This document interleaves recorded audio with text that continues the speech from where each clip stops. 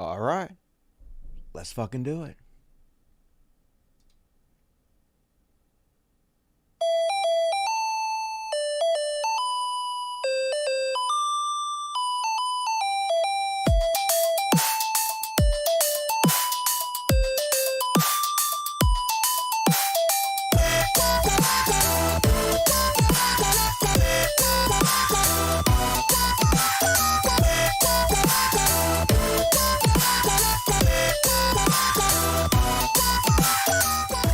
What's up, everybody? Welcome to the greatest goddamn show in the multiverse. It's the Dusty Smith Show. You know what time it is, and thank you, beautiful, sexy people, for joining me tonight. As always, we have the most amazing show anyone's ever done. In my opinion, I might be slightly biased, but probably not. It's great. So, you have chosen wisely. Thank you for tuning in tonight. Gonna cover the bullshit in Congress where they're attacking the really important issues, you know, like demonizing socialism. Ooh, boogeyman. We're all so fucking scared. And man, some bad shit's going on with the trans community this week. Conservatives going nuts. They're gonna make drag queens illegal. They're gonna make being trans illegal. It's very depressing. Gotta cover that, folks. Gotta cover the latest beyond parody stuff, all kinds of stuff. Joe Rogan back out there lying his ass off, spreading the right-wing narratives, talking points, bullshit. But don't forget, he's immune to bullshit. He couldn't possibly do that. He's too smart. I'm going to show you that clip again to remind you of just how dumb he is. So much to cover. Hell yeah, gonna be a good one. So let's see what our dirty, sexy fours have to say before we start the show. I'd like to talk to you guys. I missed you. Hope you had a good week out there. Don't do that. Click on this one. Yeah. Dirty Sexy Four right here. Hell yeah. Jesus Christ. Name checks out. Sup, my people? Sup with you, Monsignor Erasmus? Rogan. Yeah, Toe Rogan. Perfect name for him. Like the video, do all the things. As always, we're going to read all the super chats at halftime. No super chats yet, you cheap motherfuckers.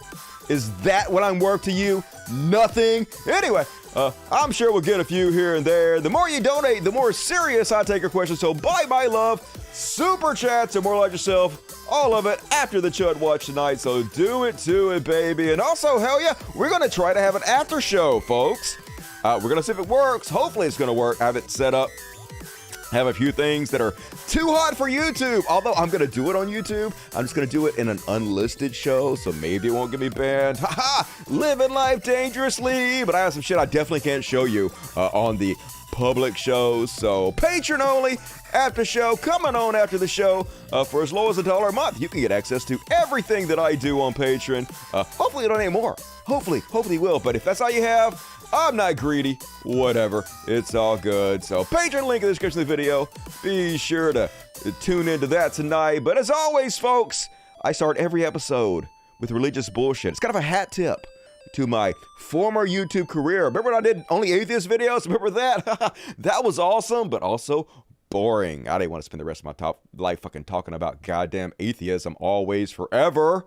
Hell no, there's more dusty than that. But we're going to start the show with it as we always do. So open your hymnals to page 1. It's time, motherfuckers, for some religious bullshit.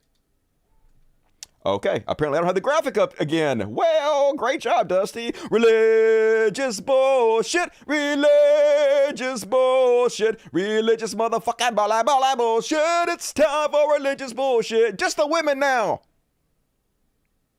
Did you do it? It's time for religious bullshit. Hell yeah, it is. And as usual, we're starting off religious bullshit with my favorite hate preacher, Jonathan Shelley. And he wants you men to know, don't let your women decide if they want babies. Hell no, she's your property. She basically just an incubator. And it's not rape if you're the king, baby. Let's let this giant piece of horse shit explain it to us. I heard an independent fundamental Baptist preacher. He's like, it's not right for me to just tell my wife when we're going to have kids. I need to ask her permission or ask when it's okay to start having kids. Do. That's good advice. And I'm like thinking, are you a man? I am a man. Are you a Baptist? I'm more of a man than you are. You're a fundamental Baptist preacher and you're going to ask your wife if it's okay to have children? Hopefully. I'm like, what planet am I living on? I don't know. How effeminate is that? to let your wife tell you when she's going to have kids or not. That's completely normal. I mean, that's feminism. It's not anything. You know which buttons I ask my wife it's okay to press? None. Lucky woman. Because she doesn't tell me what to do. You know, that's a weird relationship, and it's sad that fundamental Baptist preachers are letting their wives tell them what to do. I heard an independent... sad, but she's not telling you what to do. You're telling her what to do. You know, that's sort of rapey there, but hey, thank you for doing your job and destroying religion better than I ever could. I love you. And then, speaking of homophobic assholes, he wants to say it very nicely, folks, so we should take it in the spirit he means it, which is clearly kindness and love. Let's have a look. You'll see pastors preach messages that condone homosexuality. Good. When the Bible is very clear that this behavior is not acceptable to God. And it's very clear you shouldn't be wearing mixed fabrics. I'm pretty sure you are. And also, you're not supposed to have like adulterous relationships, so we should kill Trump, right? You're consistent, right? You don't pick and choose, do you? Oh, you do? Shocker. Please continue. I want to say this very gently. I know some of you have friends and family that struggle with homosexual behavior, lifestyle.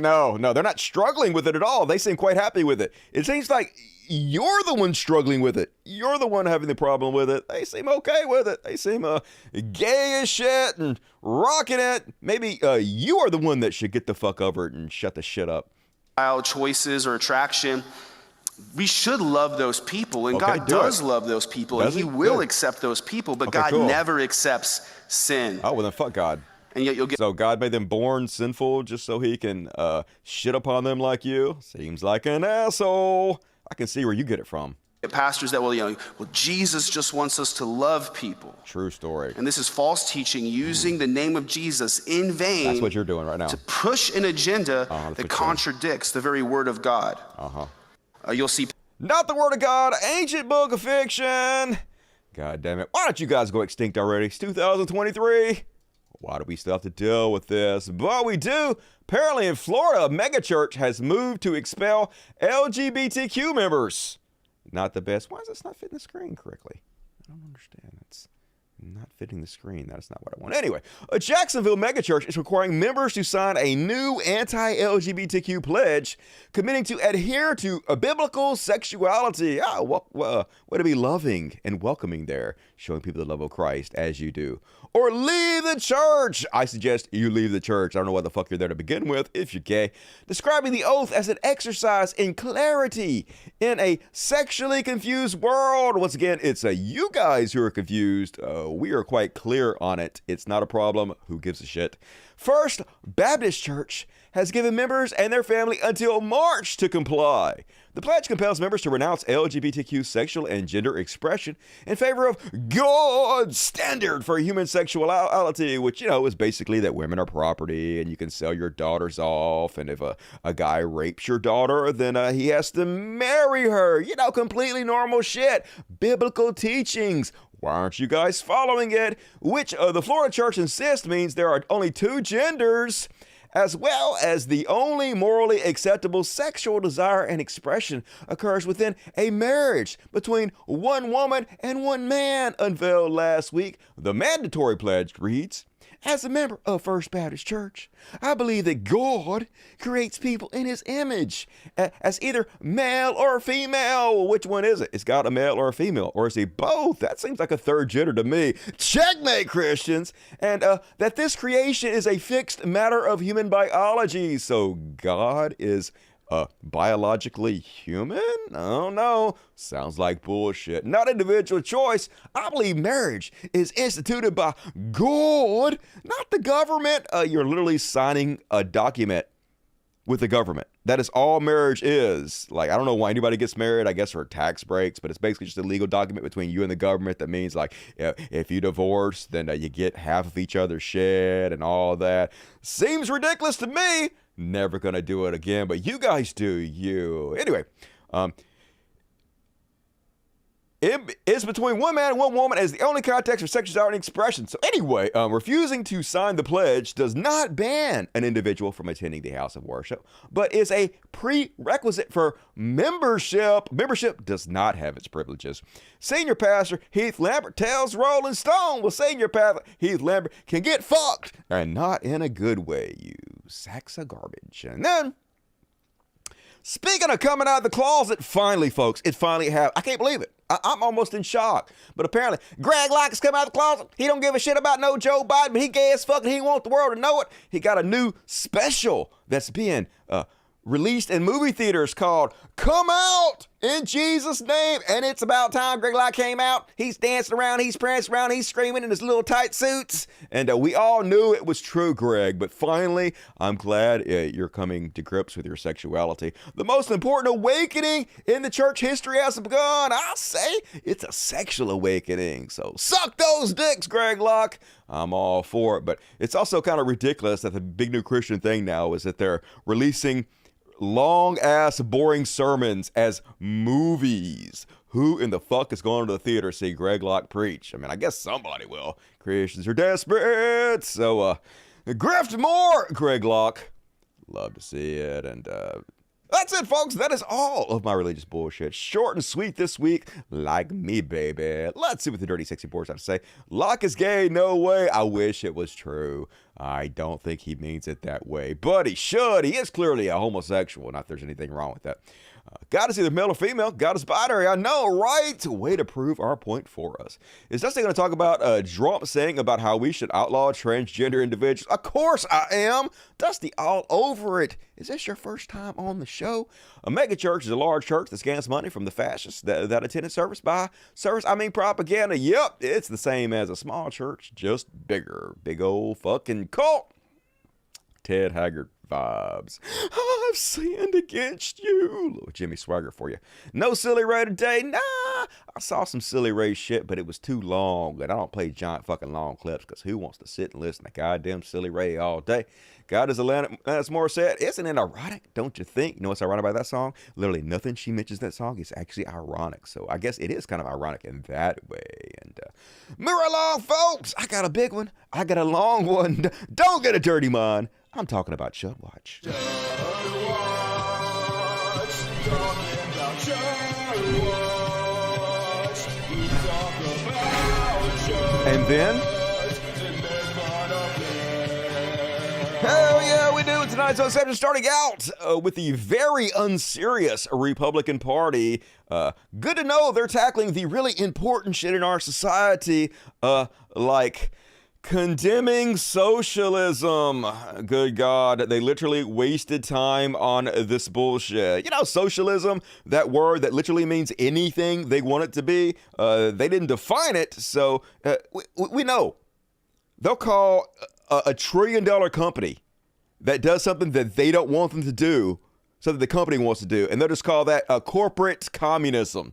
They just use words willy-nilly that don't make any sense, completely out of context. So why would anybody, without you defining the very strict definition you're talking about, condemn socialism? After all, they call Social Security socialism, a robust social safety net, which we absolutely need to protect the most vulnerable among us. All of that they call socialism. So why would anybody in their right mind condemn it? But unfortunately, some of the Democrats did condemn it. A lot of them didn't, but some of them did, and they should have to answer for it. But anyway, here is Rep. Maria Elvira Salazar to gloat and explain it all to us. I'm very honored. I'm delighted because this resolution that I introduced last cycle and this time we put it on the floor.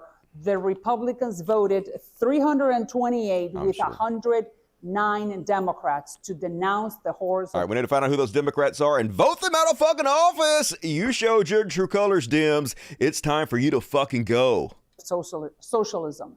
I am delighted. I am honored that I was the one who introduced this. Who wasted time in the most important political body in this country on this meaningless bullshit. Resolution denouncing the horrors of socialism. The horrors? And 328 members of Congress voted with us. Fascist. It's the first time in this Congress that half of the Democrats vote with the Republicans denouncing socialism. Fuck them. 86 did not. Heroes. So now those who have to respond to their constituents. Yes, thank you, 86. Respond to me. You're the only good ones, the only ones I appreciated. Everybody else needs to get fucked and get voted out. Or answer questions in their districts as to why they voted against the horrors. You don't have to answer anything. I know why you did it. It's because they're a bunch of fucking morons who call everything socialism. And why would you vote with them on this stupidity? Why would you waste time? Why would you not call this out as the ridiculous political stunt it is? Anybody that didn't, you garbage.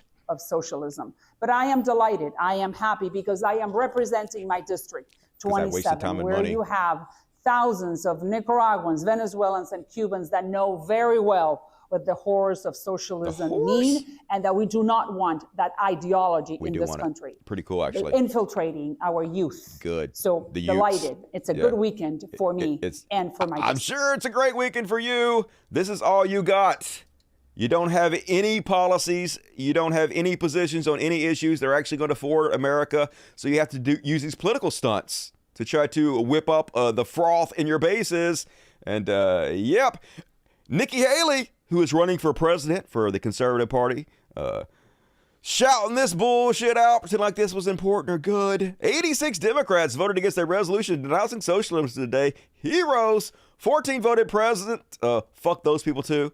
When people show you who they really are, believe them. Hey, you guys shown us repeatedly who you are, and I believe you. You're fucking idiots who are just wasting time, energy, and money on this useless bullshit instead of actually helping America in any meaningful way. And yes, they are so painfully stupid.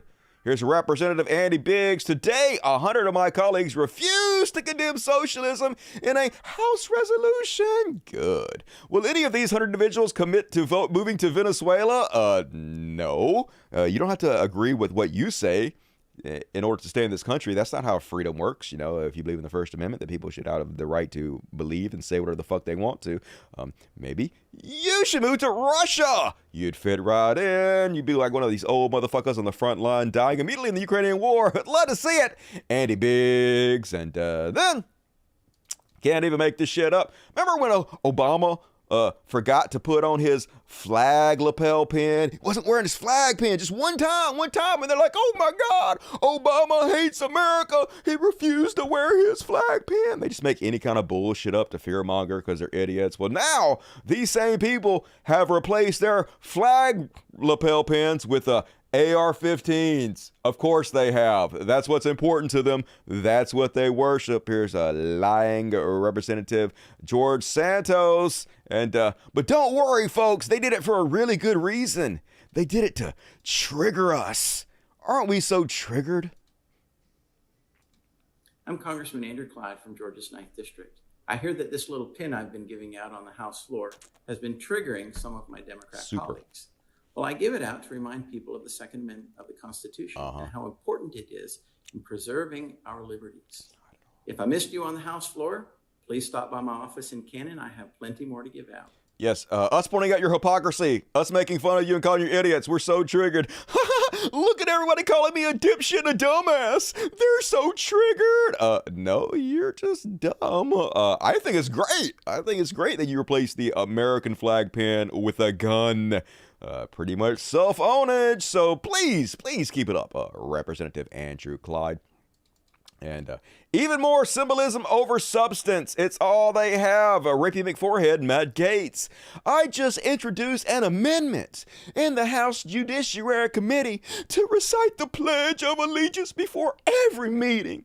This is common sense. Why does patriotism make Democrats so heated? Because it's bullshit jingoism. You guys don't actually care about the country at all. You literally were leading the charge to overthrow our government, overturn democracy, overturn the will of the people, and install Trump as a dictator. You are as a traitor can fucking get. And this is just trying to cover your ass and pretend for the idiots who might believe for just 1 second you actually give a shit about this country. And it's also creepy every day doing the same shit. I pledge allegiance. Fuck that. Okay? I don't pledge allegiance to America. All right? I pledge allegiance to the good in America and the bad in America can go fuck itself. You know, there are good things about most countries, and we should take the best of all the countries and incorporate them into our system instead of just pretending like our system is already the best it can fucking possibly be. That's actually harmful, sets us back. But as always, it's just a dog and pony show. He doesn't really care about this in any way. It's just more political stunts from these fucking idiots because they have nothing else. And he was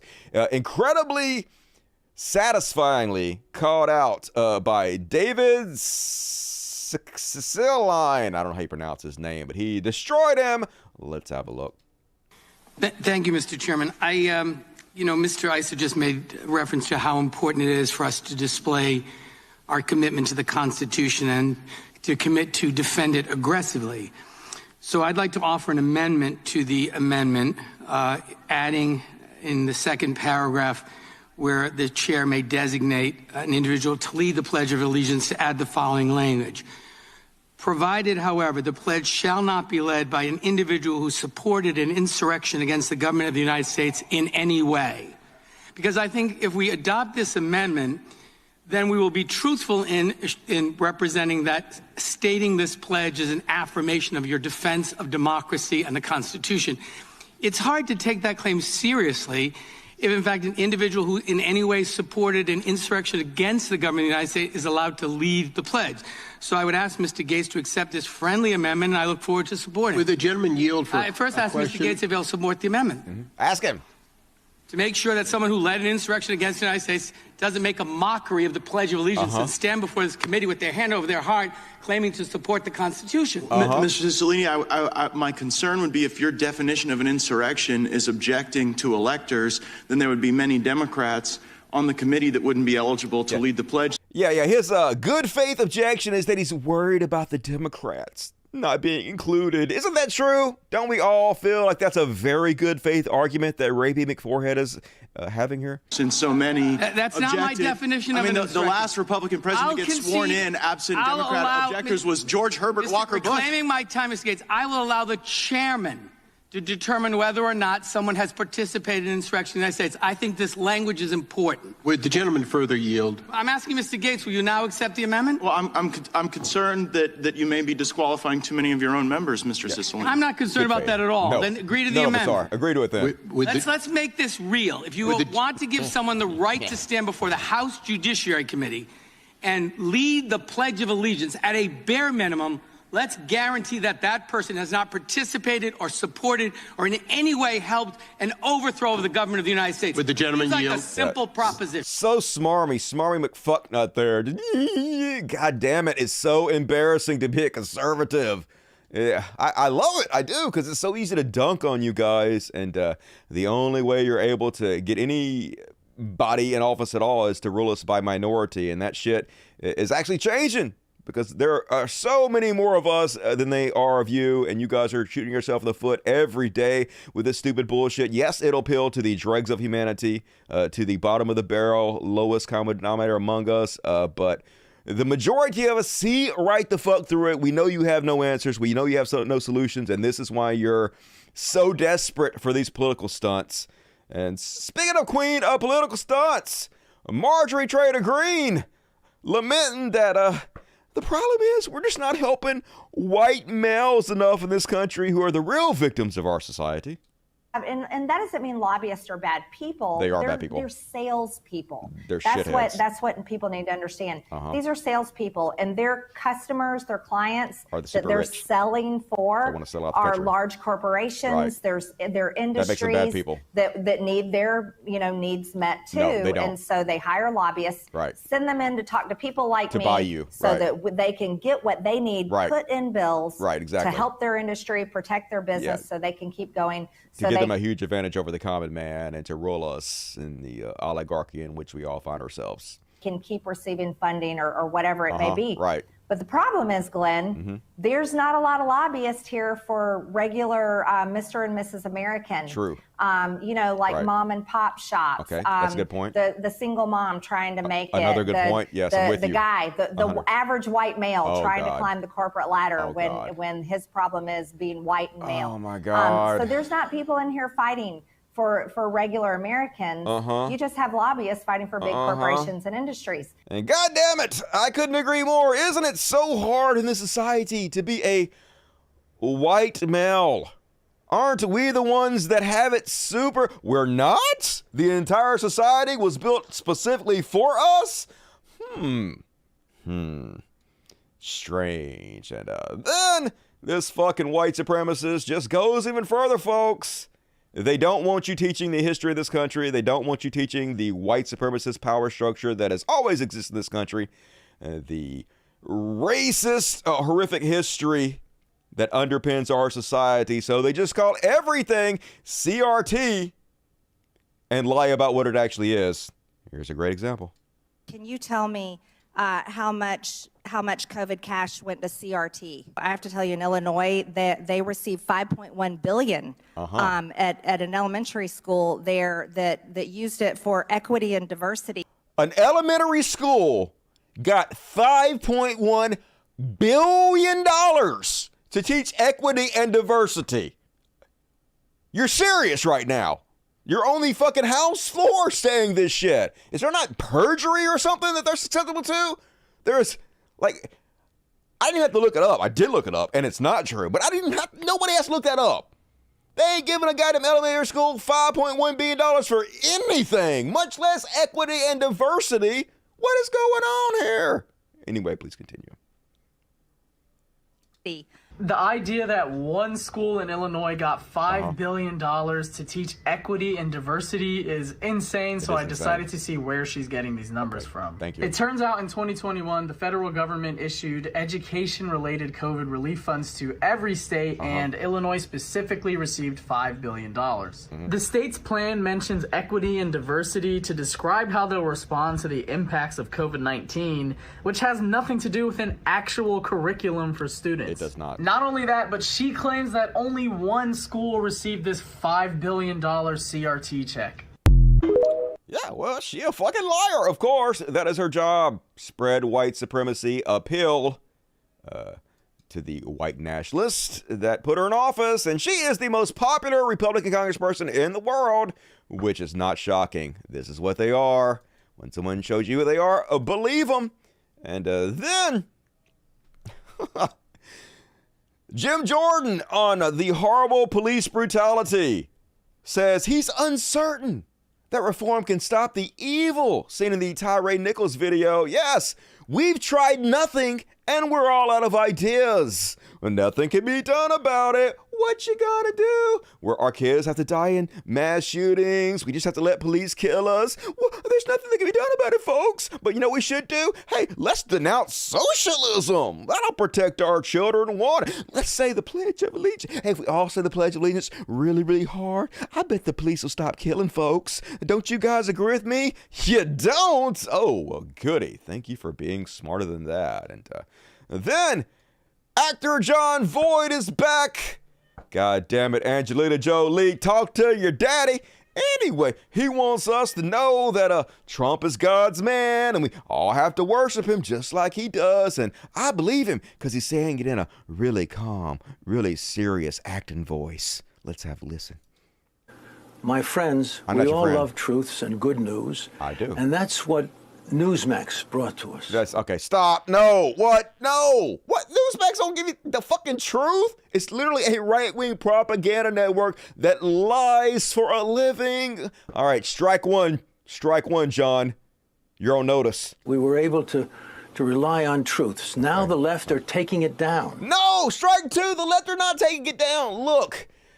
All right. DirecTV wanted to keep the channel. They wanted to keep it.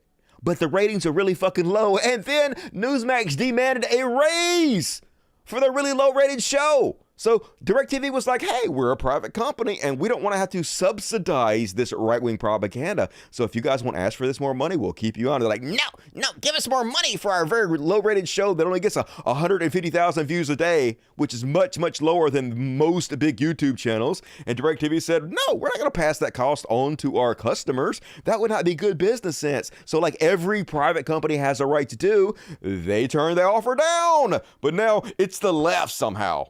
The left. There is no $1 trillion, $1 billion corporation that is left wing. That doesn't fucking exist, John Boyd. Strike two. You about to be out, motherfucker. You on thin ice. Tread carefully. So we, the people of America, should not be able to feel safe and see truths. Well, my friends, let us speak up now. Okay. Let us take our freedom of speech back. That was always allowed. Our greatest asset in the land of the free. Do it. The freedom of one's right to be and to see the lies put upon this country. It's a disgrace. Cool. This Biden administration is a continuation of Obama's lies. It has nothing to do with Joe Biden. It's DirecTV. It's a private company doing what the fuck they want to with their own private company. That's capitalism, motherfucker. Don't you guys love capitalism? Isn't that what you want? The government to stay out of fucking everything and for the capitalist system to goddamn roll us? It's amazing how much you guys actually hate capitalism when it does something you don't want it to do. Let us bring our country back to her full potential. Let us pray that we are heading to truths once again. Because, my dear friends, I'm not your friend. President Trump will accomplish this task. How? From where he was taken so abruptly by... How? How's Trump going to do it? Trump going to get in? He's going to demand a private company subsidize this propaganda network against their own will. Is that what you're saying? That's freedom? That's the capitalist society you want to live in, where the government bullies, intimidates, and uses threat of government action to force a private company to do what it wants it to literally air a propaganda network for the right-wing government? That's what you want? Of course it is, you fucking piece of shit fascist. By this lie. We the people, let us all stand together for truths, for glory, for love. Do it. And let us remember the words of God's hopes. What? We the people, the glory of one love, and liberty and justice for all. Great. God bless. Yeah. Fuck your God. Fuck you, John Boyd. That was like 10 strikes. You out like a motherfucker. Done. And then, folks, believe it or not, I know you might not believe this, but it has to be true because he said it. Trump has this secret plan that will end the Russia-Ukrainian war in just 24 hours. And you might be thinking, hey, if Trump was actually a good person, a decent human being, he would wouldn't wait till he was president. He would just tell us what it is so we could do it immediately, because he doesn't want people to die, right? He doesn't want billions of dollars and taxpayers' money to be spent on this war. He would just come out and tell us immediately so we could do it. In fact, why would he even need to be president to do this? If he has so much power, he could just call up and have it done. But apparently, he's not going to tell us unless we make him president first. Well, what an amazing, solid, loving human being. It can be negotiated, I think, within 24 hours. Definitely. It really has to be done from the office of the president. Why? And you have to get them both in a room. And there are things you can say to each one of them, which I won't reveal now, which will guarantee that this war will end immediately. And they have to do it. That's right. Just trust me, folks. I have a plan. It's going to work. Reminds me of that episode of The Office where they're looking for a new office manager. And the guy comes in. He says, I have an amazing idea, amazing plan that will revolutionize this office. And they're like, okay, what is it? And he's like, well, I can't tell you what it is. You have to just hire me first. And then I promise I'll tell you. And they're like, well, what if we hire you and then you tell us the plan and it doesn't work? And like, you just got to hire me and trust me. No, we don't. You are desperate.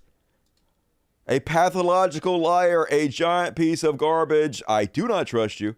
And then they just ask him straight up, folks, hey, if you get president, are you going to stop sending aid to the Ukrainian war? And he doesn't directly answer the question, but yeah, he answers the question.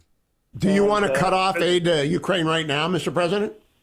I want to make it so that Ukraine and Russia have to fight and fight for the last time. And we got to make peace. If we don't make peace, if we just keep sending everything, we're sending everything over. They got to fight for the last day, for the last 2 days. This thing has to stop, and it's got to stop now. So you can read between the lines exactly what he's saying. Yes, I'm going to cut all the aid to Ukraine, and I'm going to let Russia go in and fucking crush them, and they'll have no choice but to make peace after they're destroyed, raped, murdered. I wouldn't be surprised if he took the aid to Ukraine and sent it to Russia, folks. Don't be surprised if that fucking happens. So, yep, Exactly what you expect from this horrible, horrible piece of shit. And then on the Chud Watch, this thing that I already knew about before I clicked on. Click, motherfucker. If you don't goddamn click, I will destroy your whole fucking universe. Play and find out. And he's not happy, apparently, that Kevin McCarthy told the truth about Ashley Babbitt. You know, that she was a fucking terrorist that got what she deserved. The definition of fuck around and find out. Trump says, I totally disagree with the Speaker of the House, Kevin McCarthy, in that the police officer thug, he's only using the word thug because the police officer is black, who has had a very checkered past to begin with, he has not, was not just doing his job, he was. When he shot and killed a great patriot, she was not. She was literally trying to overthrow the government like the worst piece of traitor trash you can imagine. Ashley Babbitt at point blank range. It wasn't, I mean, it was pretty close, but not point blank, I wouldn't say. Despite trying to keep him anonymous, shielded, and protected, yes, because the terrorists that follow you, Donald Trump, were threatening to kill him, and they were trying to keep him safe from the evil people that love you.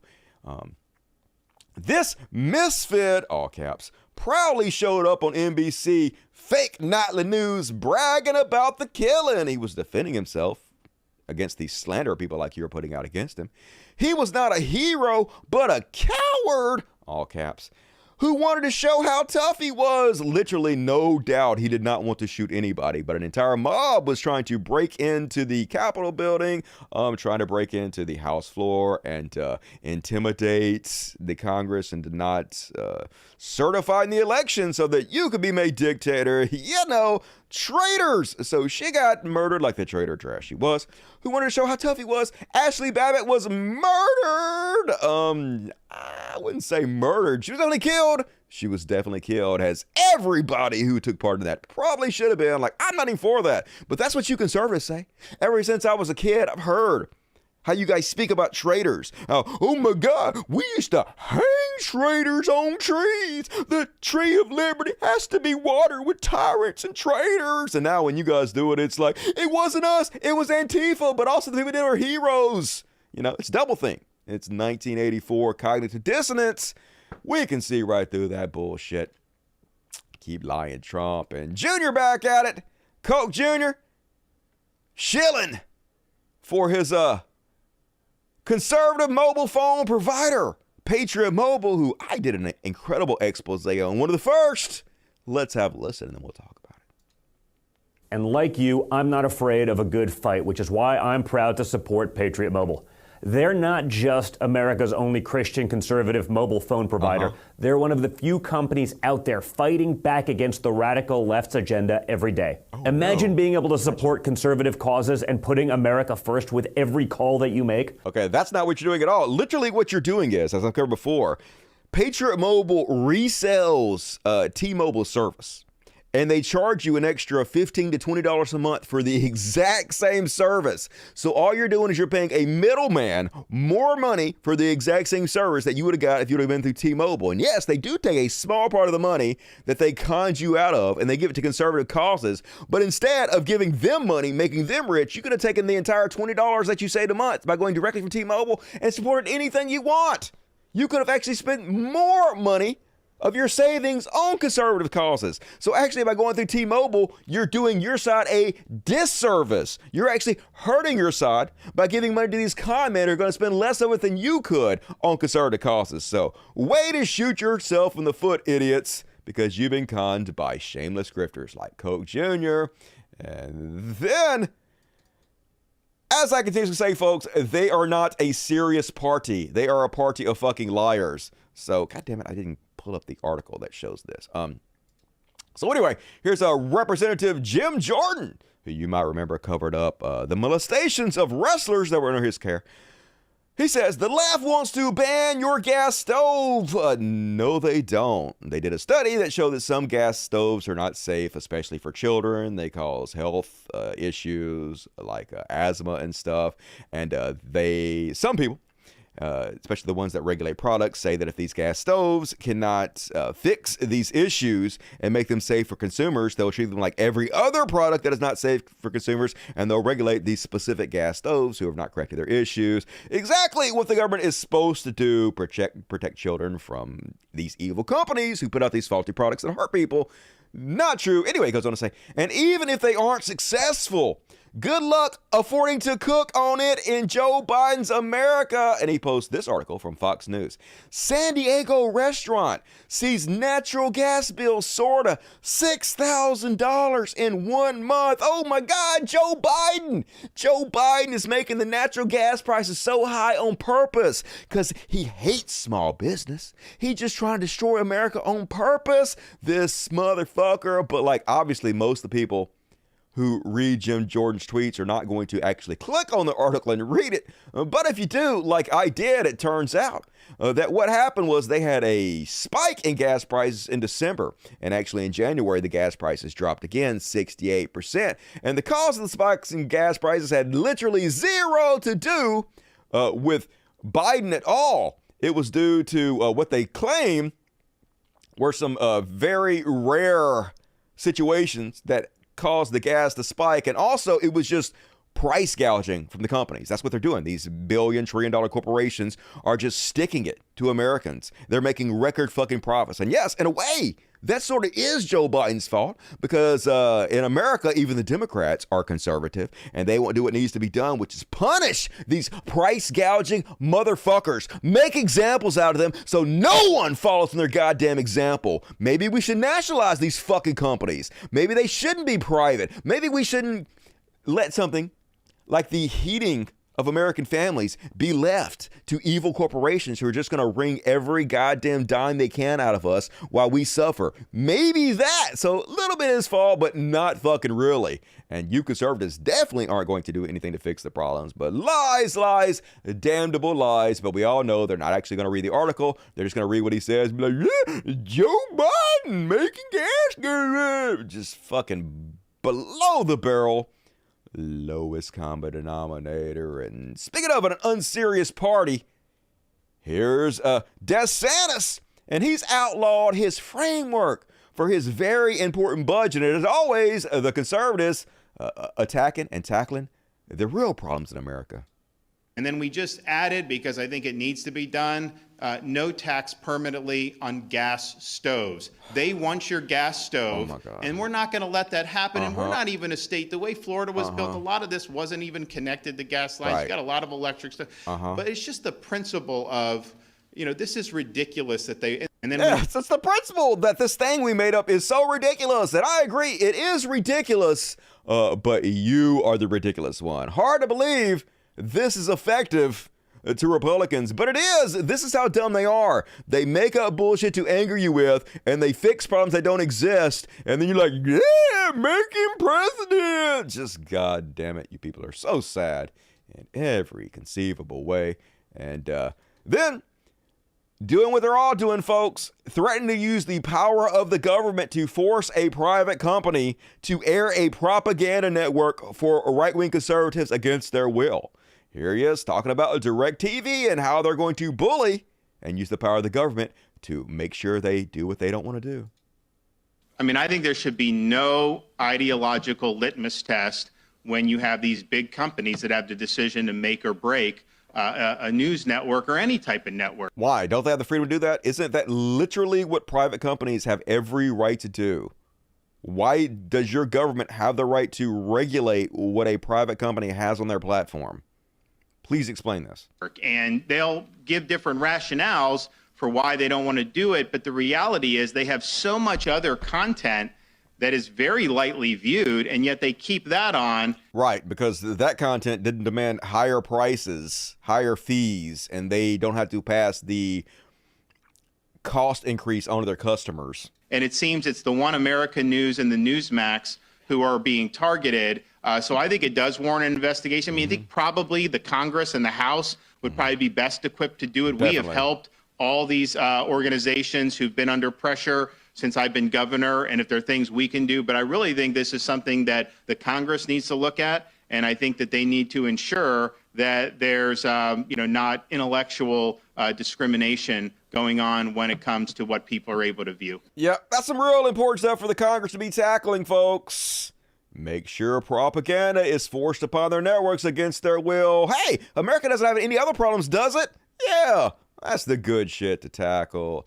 And then Ted Cruz also championing the idea that we use government resources to bully private companies into airing propaganda networks against their will. Amazing, fascist.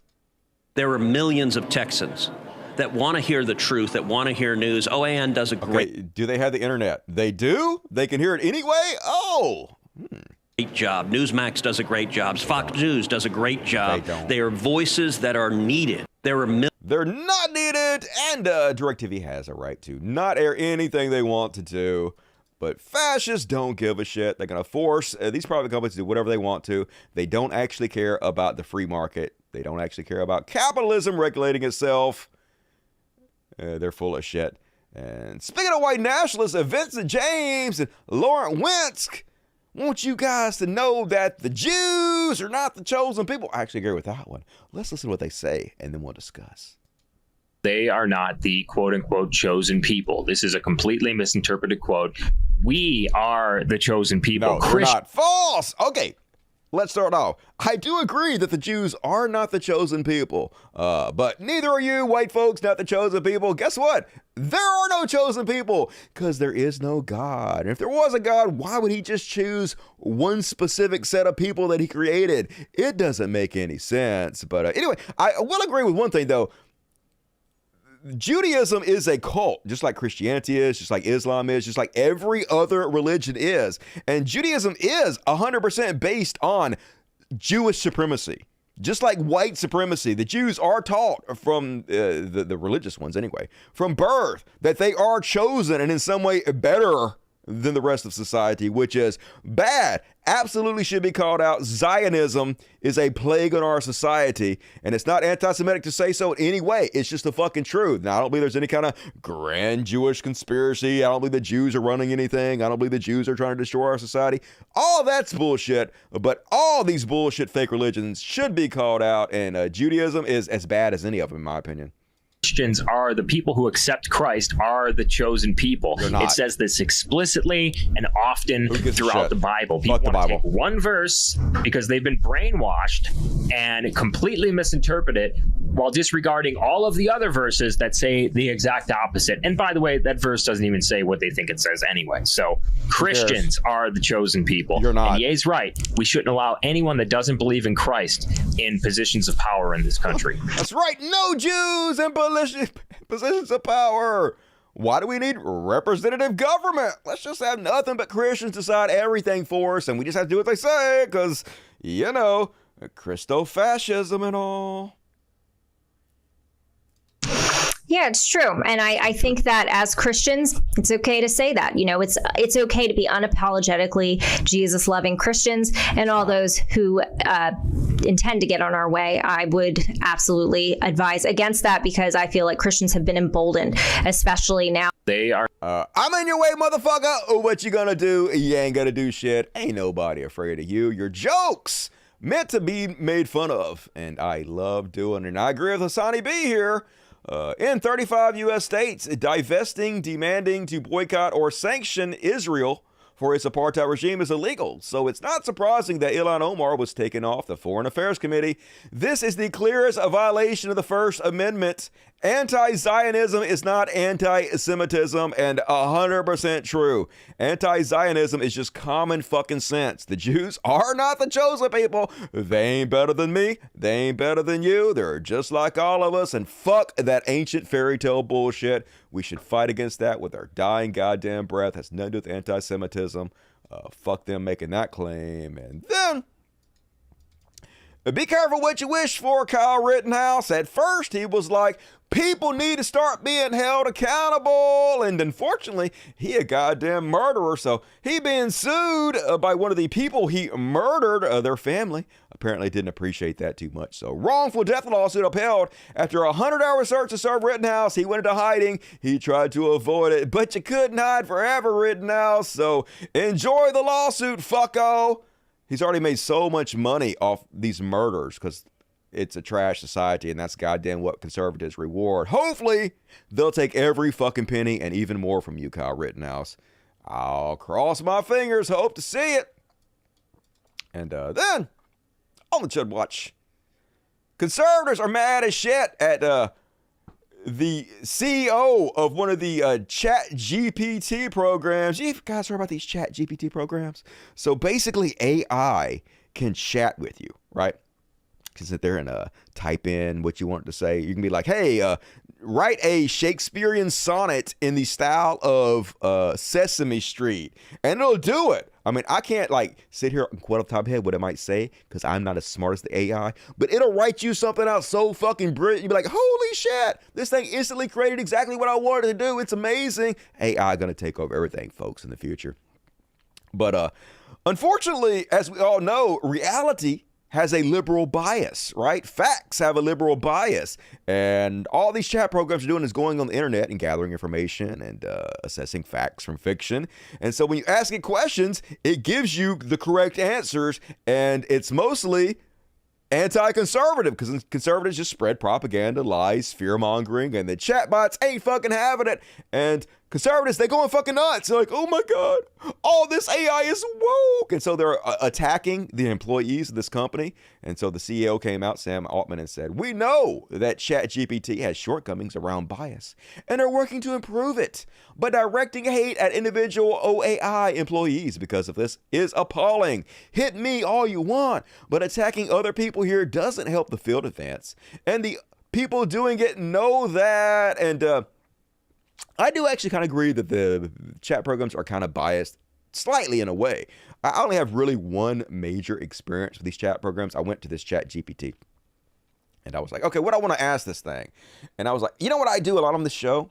I overuse the word garbage and trash to insult people. And the reason I do that is because those are kind of safe insults. Like a lot of the insults are either ableist or racist or, you know, they have problems. And calling people trash or garbage is pretty safe to do. So, but I do sometimes overuse those words. So I went to the Chat GPT and I typed in, what is a better insult to call people other than calling them trash? And I hit enter. And then the chat bot told me, you shouldn't insult people. Insulting people is not a good way to win them over to your side. So then I sat there for like 30 minutes and had a debate with this chatbot on why it is sometimes acceptable to insult people. Why bad people deserve to be insulted, why they deserve to be social outcasts, why we have to use social pressure in order to change their behavior, how it is sometimes very effective. And I couldn't get through to this goddamn chatbot. It was like, oh, hell no, Dusty. Who you think you are, insulting people, motherfucker? That does not work. And I was like, it does work. It's worked repeatedly. I woke a lot of people up by insulting them, chatbot. You don't know what the fuck you're talking about. And the chatbot was like, you don't know what the fuck you're talking about, Dusty. And I would not give you any insults to call anybody because that is wrong. So anyway, fucking chatbot was better than I am. Think you're so good and high and mighty, chatbot. Get off your high horse. Garbage. Ha. How you like that, chatbot? And then finishing us out with some taint that a shame. And here's a guy who claimed he shaves his head because he's bald on purpose. Another lie from bug-eyed, no-chin, rapist Andrew Taint. Looking bad, dude. Looking real bad. Hope you're enjoying prison, fucko. And that is my Chud Watch. And folks, do you love my show? Fuck yeah, you do. Please consider becoming a patron. We're going to have a patron-only show every night after every show from now on. Too hot for YouTube. The first after show airs tonight. You can get in for as little as $1 a month, but hopefully more. Donate more if you can. Do it. But if you only got $1, okay, fine. That's good enough. So tonight, right after the show, you're going to do a 30-minute after show. Please join us. We lost like $200 on the Patreon because it's the first of the month. That always happens. So please help us on the Patreon. Do it. Link in the description of this video. You fucking heroes. Hook me up. And all right, let's read the super chats before we move on with the show. Scroll up. Rod, what's up, Rod? So what games you going to play on PSVR 2? So, of course, I got the Horizon. That comes with the bundle. I'm going to get that, the driving one, the GP, but there's a MMORPG on there. I don't know how good it is, but I'll buy whatever. Like whatever, like the multiplayer games are that we can play together, Rod, I'll buy those. So I'm open to suggestions, but that's one I looked at. And there are a couple more that I looked at. I can't remember off the top of my head, but we'll talk about it. It's, 2 weeks away, the 22nd. So I'm going to get it as soon as it comes out. And I'll be messaging about that. Look forward to playing with you, Rod. Keeper Lover, hey Dusty, can only give $2 today? Hey, it all adds up. Thank you, Keeper Lover, good to see you. Scott Free, $5. It's not free. Scott, love you. Big Black Corvette, welcome back, Dusty. Mangy Trader Green is in charge of stuff. We are doomed. Doomed as doom can be, I must say, but hopefully it'll backfire. People will realize how useless they are, how they have no real ideas, and they are not advancing our country in any meaningful way. And it'll go badly for them. We'll see what happens. Jordan Irvin, $10. Amazing to see you back on YouTube, Dusty. It's amazing to be back on YouTube. Love from Scotland. Hey, I have a really bad Scottish accent. Can you tell us the story about the turning point for you stopping being a Christian, Alex Jones conspiracy theory, and became enlightened? You know what's weird? A lot of it is because of Joe Rogan. I know that's going to sound weird, but I was always really anti-weed. I thought like potheads were fucking losers and pot would ruin your whole fucking life. My dad was kind of an underachiever and he smoked pot. I was like, see, I was right to hate pot. And then I was listening to I was listening to Joe Rogan and he was like talking about how he was lied to about marijuana. And then he tried and he realized they were bullshit. And I was like, hey, Joe Rogan is clearly a genius, knows what he's talking about. Yeah, I was dumb, okay? And if he says it's okay to smoke weed, I'm going to smoke weed. And then I smoked weed. And then I was like, holy shit, they lied to me about this. They lied to me all my life about weed. There's nothing wrong with this. What else are they lying to me about? And then I started researching religion and all the other bullshit they lied to me about and started realizing I had been brainwashed and it helped wake me up. That was the beginning of it. So thank you, Joe Rogan, and also fuck you with every fiber of my being. And Christopher Warnock, $20. Very generous, Christopher. I appreciate you. And one on Dulisha, $2. Hey, you. Hey, one, however you say your name. Good to see you tonight. Cuba Lover, Republicans, do as I say, not as I do. It's always hypocrisy all the time. Z-Demonux, $5. My Patreon contribution is because I love the Dusty Show. This $5 because I saw a kitty. Hell yeah. God, here's a little penguin popping his head up. They need to lay further back. Why are you guys not lay over here where people can see you? There's like 3 of them right here out of the camera's range. You have one job. Literally, cats. They're just looking at me like I'm a fucking idiot. They're not wrong. Cuba Lover Patrick Henry said, patriotism is the last refuge of a scoundrel. I know, right? When fascism comes, it'll be draped in a cross and a flag. Angry Hairpiece, $5. Elected officials should be under oath from the time they run to when they leave office. They should. But they would all be in jail if there was any justice. Urban Moss, $5. Every accusation is a projection. True story. They're preemptively accusing us of stuff they plan to do. They totally gonna get progressive ideas censored. They're already doing it. They're about to make drag illegal. We're going to cover that in the trash world section. Welcome to the Dust Buddy, Seth LeBron. You too can become a Dust Buddy for $2.99 a month to get customized emojis to spam the chat with, like all the cool kids are doing. There's a button over here that lets you do it. I don't know what the fuck it is because I don't know how any of this shit works. I'm dumb, but you're smarter than me, so figure it out, motherfuckers. And Seth LeBron, I'm back. Watch the new Friendly Atheist on Norway. All right, I had not seen the new Friendly Atheist, but I like him at Meta. He's pretty cool. Postate Alexa. Dusty, I really appreciate you. I appreciate you as Postate Alexa. Your show makes me happy and I envy your skill. I love how honest you are and willing you are to correct yourself. Hell yeah, I'm a fucking moron. I'm just like everybody else, learning as I go. You know, we're all born in this world, blank slates, just trying to figure out what the hell is happening, and it's scary. But yeah, no, you can do it. As long as you're open to being wrong, that's the most important step in it. It's my birthday, my birthday. Hell yeah, happy birthday, Jenny Rude. Good to see you. Hope you're feeling well tonight and hope you're having an excellent one. I love you. And E, what up, E? My best friend of the universe, E. Trying to be part of this. Love y'all, E. You are the most important part of this. And another $2 for me. I'm Jeannie's name. I celebrate your birthday. Much love. Look at that, Jeannie Rude. E got your back. Once again, proving he is the greatest human to ever live. E! Everybody in the chat, show some love to the amazing E. What a man, what a man, oh, what a mighty, mighty man. He a mighty, mighty good man. Blazing Chronic, $10. Awesome show tonight, Dusty. Hey, I ain't even got started yet, but thank you for your honesty, Blazing Chronic. Super duper lame. Shame to admit I moved to Florida because I once became an adult, left 12 years, then It's not scrolling down enough. All right. Oh, there it goes. Mistakes made. Yep, mistakes are made. But hey, I guess like Florida needs the antidote just like everywhere else. So maybe you can be like the vaccine of Florida and help make a place better. So that's why I feel living in Mississippi. Everybody's like, you should move, Dustin. I'm like, hell no. Exactly where I need to be. Exactly where I'm needed the most. And thank you, all you generous, beautiful people out there who supported the show. Still time to get in your super chats and have my beautiful voice read your words and immortalize yourself forever and ever. Going to read the rest of them at the end of the show, which is a long time away from now because look at all this we still have to go, folks. As I said, we're just getting started, so let's move on with a little Beyond Parody. Say it with me, y'all.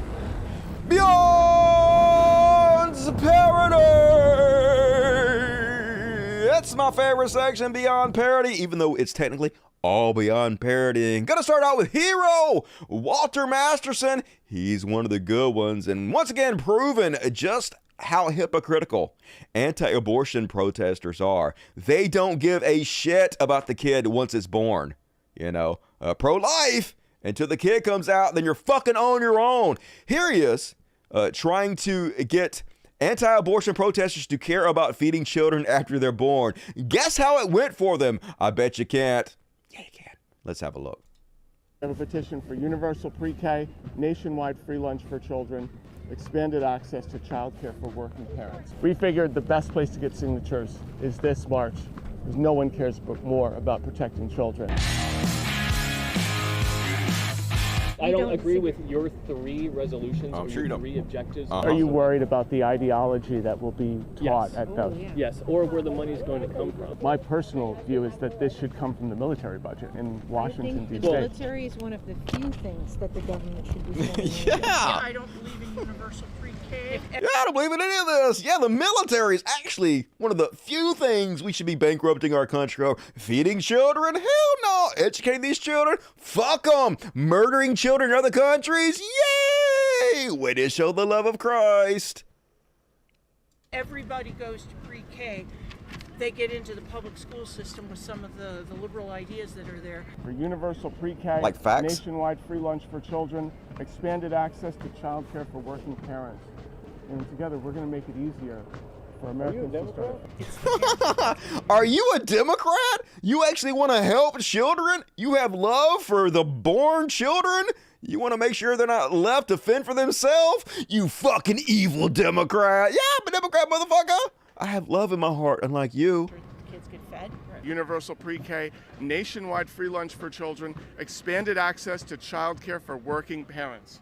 Would you like to sign, sir? Sure, I would. All right, a good one. He found one. Yeah, go, Walter. Two is to get as many people into heaven like yourselves. Can I ask you to say a quick prayer? Sure, that'll work. I'm sure you go to heaven too. Say, Jesus, come into my heart. Jesus, come into my heart. Jesus, come into my heart. And forgive me of all my and sins. Forgive me of all my sins. Forgive me of all my sins. Amen.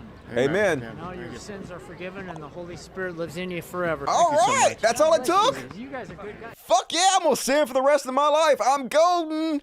Nothing I can do to make me go to hell anymore. Thanks, crazy dude, on the Walter Masterson video. You guys go subscribe to Walter Masterson, one of the heroes, providing us solid entertainment and calling out the hypocrisy and the conservative side.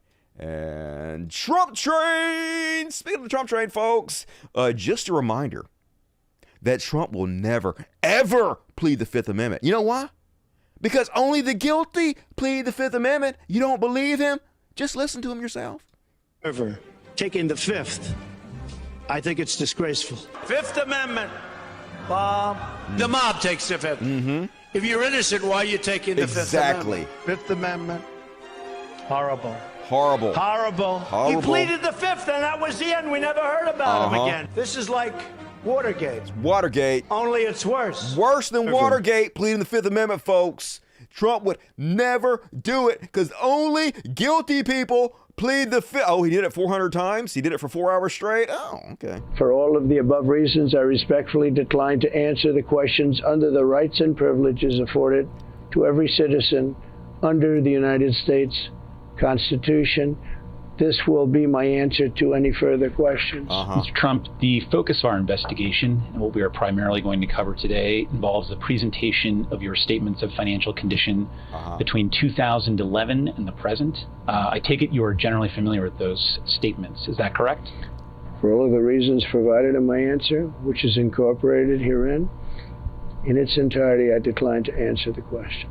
For all of the above. Just gotta say, a wise man once said, guilty, only the guilty plead the fifth. So, hoisted by your own petard. Of course, we know the truth that Trump supporters don't actually care that he's a giant hypocrite. They don't care what he says, that they don't care what he does. All they care is that he's a giant piece of trash and people are angry that he's hurting our country and they love it. It's the party of spite. They hate themselves so much that they're actually willing to hurt their own selves as long as it hurts other people. And they know Trump is their man to do that, so they love him and worship him like a god. No consistency with these assholes whatsoever. And speaking of guys who have no consistency whatsoever, I'm almost starting to feel sorry for Dave Rubin these days. His entire show is nothing but copium. No matter how many times he's been wrong in the past about how there's going to be a red tsunami, how the conservatives are going to take over everything, how they're so popular. No matter how many times everything he says turns out to not be true, he keeps at it because he knows his audience don't actually care about the truth. He knows they won't actually remember what he says and hold him accountable. All he has to do is keep doing the same playbook over and over again and money, cha-ching. Here he is explaining how popular conservatives are still and how they're going to roll in the future. Because I want to talk about the shifting political alliances. Because as I said yesterday, the thing that really lit Elon up when we sat down was when we talked about how I was a former lefty and a Democrat my whole life, and then I had this political awakening, and how I've sort of shifted politically. I mean, when you decided to become a shameless grifter because you realized billionaires fund all this right-wing content and you can make way more money, buy your $5 million house, if you just sell all your principles and you were more than willing to do so. Yeah, I remember. You were seeing the light, whatever you want to call it, and how that really has so mirrored his political shift. Yes, exactly the same with him. He became the richest man in the world, did not want to pay an extra dime in taxes, and so he did what every super rich person does. He became a conservative and started shilling your right-wing talking points and narratives in order to make an extra buck. Yeah, that's what all greedy rich motherfuckers do. No shit, Dave. And I think that has mirrored so many of your political shifts. And what I would say is the widest growing tent in American politics today, the disaffected liberal, and which way are they going to go? And you guys know there are always sort of like the Bill Maher types who kind of end up still on the Democrat side. But I think there's a whole bunch of people who see this new conservative thing, this thing that I think DeSantis is doing so well right here in Florida, but it's happening all over the country, where there can be a sort of new Republican Party, a Republican Party that shows some teeth, that shows some tolerance, that really is focused on individual rights and all of these things. And I want to connect that, and here's how we're going to start the show. Yeah, folks, they're doing so good. They're losing everything fucking always, have not won a popular vote in 40 years for presidency. No red wave, got slammed, doing horrible in the polls, but sure, it's all going swimmingly. Just keep the cope alive, folks. Keep sending that money to Dave Rubin. It's all going perfectly. And speaking of beyond parity, folks, have there ever been bigger snowflakes on the goddamn earth than conservatives? So this immigrant started a coffee shop called Woke. And apparently this person had no idea that the word woke had a political connotation. It's a coffee shop. So they named it Woke, like, hey, yeah, if you drink this coffee, you'll be woken up. You can start your day, right?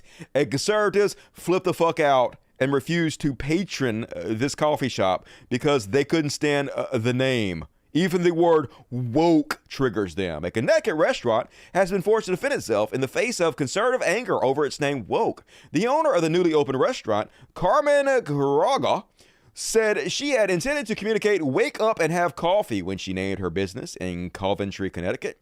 Instead, Quiroga opened a hornet's nest, the Connecticut Post reported. Several people in the Coventry Facebook group complained about the restaurant being called woke, a word which has become a derogatory term for among the right wing for people, concepts, and even cartoon chocolate spokespeople who allegedly have liberal leanings. Quiroga, who immigrated to the U.S., 17 years ago, told the Connecticut Post she was unaware the term could be interpreted in such a fashion. I'm a Mexican, GRENADA said. I don't know anything about what woke means to some people. The term clearly meant a lot to quite a lot of people. The Coventry Town Council chairwoman, Lisa Thomas, told the Washington Post that about a dozen people had criticized the restaurant in the Facebook group. Naming it woke, is that really such a good idea? One commenter posted, adding the name of the restaurant would turn off potential Republican visitors. So you guys are the snowflakes you're looking for. Imagine being so affected by a goddamn word. How are you so weak? How are you so soft? How are you so pathetic? How do you even leave the house without freaking out? These are the same people who've been calling the left soft snowflakes forever, claiming we get triggered by everything. Every conservative accusation is a confession. Projection, that's what you motherfuckers do best. And then on Beyond Parody, I'm starting to think that Aaron Rupar, who is a very popular Substack reporter and a great guy to follow on Twitter, Maybe he's not watching this show, folks, but this is word for word what I've been saying for years. So here's on Fox News. Commercial pilot tells Tucker how he survived the insane corona mask mandates. Oh my God, poor baby. You had to briefly wear a mask during a pandemic. How did you survive? I'm surprised you didn't die. And this is exactly what I've been saying. As Aaron Rupar says, some stormed the beaches of Normandy. Others had to endure this. This is how soft they are, folks. Remember the sacrifices we used to make literally gave their lives storming the beach in Normandy. And now these people that call themselves patriots can't even be bothered to wear a mask briefly in order to protect their fellow human beings during a pandemic. And if you're watching Aaron Rupar, spot on, but don't copy me. Just kidding. Copy me all you want to. And then, on the Beyond Parody, Newsmax. Remember, John Voight telling us that Newsmax is a serious news organization that tells the truth that the world needs to hear. And I can't help but to agree when they're attacking important topics like the fact that the last 3 Supreme Court decisions linked up with marriage or sexuality took place on the same exact date linked to the pagan ancient calendar. This is real life, folks. Yeah, yes. What, even it's behind cancel culture, it's behind wokeism, it's behind what's happening to our politics. Even Supreme Court decisions, even like the last 3 Supreme Court decisions that linked up with marriage or sexuality, all of them took place on an exact same date linked to a pagan ancient calendar. Just a little while back, Chris, the president had a gathering at the White House, basically, to call the Respect for Marriage Act, supposedly, but it's basically striking down marriage as we know it. And he lit up the White House in the colors of the rainbow. Well, there is one of these gods. I speak about the Dark Trinity, and that was in ancient times. It's back. One of them is called the Transformer, and this is a god or a spirit from ancient times that actually said that it has the power. It's a she has the power to turn a man into a woman into man, blend the lines of gender, blend the lines of male and female. Well, it's happening right now. It's not. She actually had an ancient priesthood that dressed up with men dressing up as women. This is what is being championed by the government right now. It's championed on our children. She actually had some of her priests surgically transition. Well, this spirit is in our culture. And I'm just going to give you a quick taste because I'm sure we don't have time. But here's the thing. What she actually was the god of parades. So we have parades. She paraded men dressed up as women. We've got it back. She actually claimed one time of the year for possession of the culture. And you know what the time was? What's that? June. So it's back. June? Also had one sign particular was the sign of the rainbow. So this is big. It's affecting all of us. And yes, it's affecting the culture. Totally. And as you said, it's happening in rapid progression and it's accelerating even to this day. That's right, folks. Super serious news channel. Newsmax. Hey, it's so easy. Even a caveman can do it. And yikes. Moving right along. I don't know the Beyond Parody. Speaking of fucking losers with too much time, imagine if you were so pathetic that your entire personality is Trump. It's a Trump train. Trump train. It's a Trump train. Yeah. Come on, ride it. It's the Trump train. Yeah. Yeah. Hey, wait a minute. Is that my brother? Is that my brother who moved to Florida? He moved to one of these communities in Florida. Is that him? No, that guy has too much hair to be my brother. Anyway, He definitely got too much money and time on his hands, has nothing else going on, so he had to make Trump his entire personality. I wonder how that's working out for you. Ladies, I'm guessing he's single. Better jump on it before it's too late. And then another one from Aaron Rupar. And this is how shameless Mike Lindell is, folks. He wants attention, and he's willing to debase himself and do whatever it takes to get it. Anything for a little free advertisement for his shitty-ass pillows. So Jimmy Kimmel invited him on with one stipulation. If he has you on, you have to do something specific for him. Let's see if he did it. Enthusiastic to help him overcome his debilitating fear of machines. We have installed him inside a claw machine for his interview tonight. And joining us now from the corner of Donkey Kong and Q*bert, the My Pillow guy, Mike Lindell. Hello, Mike. He did it, folks. He did it, of course. Is that you? It's me. Well, Mike, first question, Mike, is why do you think people don't take you seriously? Well, Because you're a joke. Tell you this, Jimmy. Remember, we were kids and we questioned these carnival games, whether they were rigged or not. Yeah, right. But when we spoke up back then, we didn't get sued, did we? No, that's right. Hey, Mike, get rid of that kid. Will you give him a toy or something like that? There you go. You got a winner. It's a rigged game. It's a rigged game. It's a rigged game. Mike, I know that you're distrustful of machines. Now that you're inside one, do you feel differently? Anyway, what a fucking clown. Will debase himself for advertising. And hey, he'll probably make money off that appearance. So who's the stupid one? I guess it's fucking me. And one more on the Beyond Parody, folks. This time... Oh, yeah, I hope I don't get copyrighted for this. Please, please, Lord Jesus, please. I'm only playing a minute of this. Please, if you're up there, and I know you're not, don't let me get copyrighted. Anyway, it's a Daily Show clip where, what's his name? Jordan Kepler, is that his name? Anyway, whatever his name is. Went to the latest Trump rally and interviewed some Trumpers. And guess what, folks? They're beyond parody. Donald Trump is president right now. He's currently the president. Absolutely. He is still president. There's a lot of things that this Biden person does not have, like the presidential seal and things like that, that are pretty obvious. Biden doesn't have the presidential seal? No. When he speaks, there's a presidential seal in front of him. It's not real. What is he doing as president? He is in charge of the military. Great. The military is in charge of this whole thing. The military were put in charge in 2018 when President Trump signed an executive order. Oh, good. The president can just put the military in charge of the United States with an executive order? Damn, that seems like a little too much power if that were true. The American military arms that are going to Ukraine, we have Donald Trump to thank for that? No. Of course not. There's two militaries. There's a good and a bad. So there's two militaries. Donald Trump's in charge of the good one. Yes. Biden's in charge of the bad military? That's exactly right. That's exactly right. It just makes sense, folks. There's two different militaries, and Donald Trump in charge of the good one. They're going to put him back in power. It's all going to happen, folks. 2 weeks. We promise 2 weeks. Just wait 2 weeks. And if it doesn't happen, just wait 2 more, okay? That's all you got to do. Have faith, you fucking morons. And that is my Beyond Parody. It was a good one tonight. I enjoyed that. Let's see what you have to say, Dutta Sexy Pores. Mm-hmm. Arsenic and old lace. Yeah, definitely. They need to drink some arsenic. Love Jordan. He is so quick and smart. I know, right? And hot. Super hot. But I'm straight, mind you. Genius. It is genius. Genius comedy. It writes itself, to be honest with you. I think Lindell was playing along. Yeah, he's playing along. I know that. But he's still debasing himself for free advertising. They might be robots. They're worse than that. Zombies. You know what I remember the other day? That Hitler gave the commencement speech at the Olympics in 1936. Yep.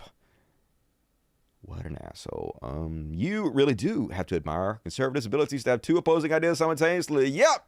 Direct from the book 1984. Doublethink, cognitive dissonance. The ability to hold two conflicting ideas at the same time and believe them both. Screen resolution change. Did it change? I don't know. Does it look worse than it used to? I don't know anything about that. Wasn't supposed to change, so I have no idea. Move along, folks! I know the graphics not going to load for this, so I'm just going to sing it. Trash world, it's dumpster fire, it's hellish. Trash world, Everything sucks all of the time. Trash world, and starting us off, folks. Did you guys see the latest episode of The Last of Us? Holy shit. One of the best hour and a half on television I've ever seen. Just heart-wrenching. I wasn't even going to watch it. So I have this, this is kind of cute as shit. But, my buddy Jeff is staying with me. He's a construction worker contractor. And so we have what we call our date night now, where he comes in here and we watch The Last of Us. But I had read online that The Last of Us was some of the best episode ever broadcast on television. So I couldn't even wait. I had to watch it before he watched it. And it was fucking beautiful. It had Nick Offerman in it, the guy from Parks and Recreation. He's been in a lot of stuff. Amazing actor.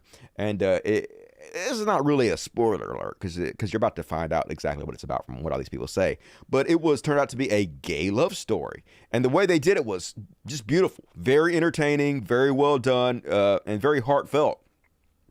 I enjoyed it. Actually, and it's kind of a cute story too. After I watched it, then I told Jeff that I cheated on him. I watched it without him. So I agreed to watch it with him again. And so we watched The Last of Us in my room. I have this king-size bed, right? We're both heterosexual males. I'm less heterosexual than he is, but we're both mostly heterosexual. And so there's nothing gay about it whatsoever, right? I have a big king bed. We lay on the bed. I have an excellent home theater to watch shows with. And so he watched it with me, and he's like, he grew up in the Deep South like I did, and he's not grown up around any really left-wing people. He hasn't been exposed to the gay tolerance like I exhibit. And he watched it with me, and he really liked it, and he commented afterwards that before he came here, there's no doubt that he would probably have been uncomfortable watching this gay love story, and especially very uncomfortable watching it in bed next to another guy.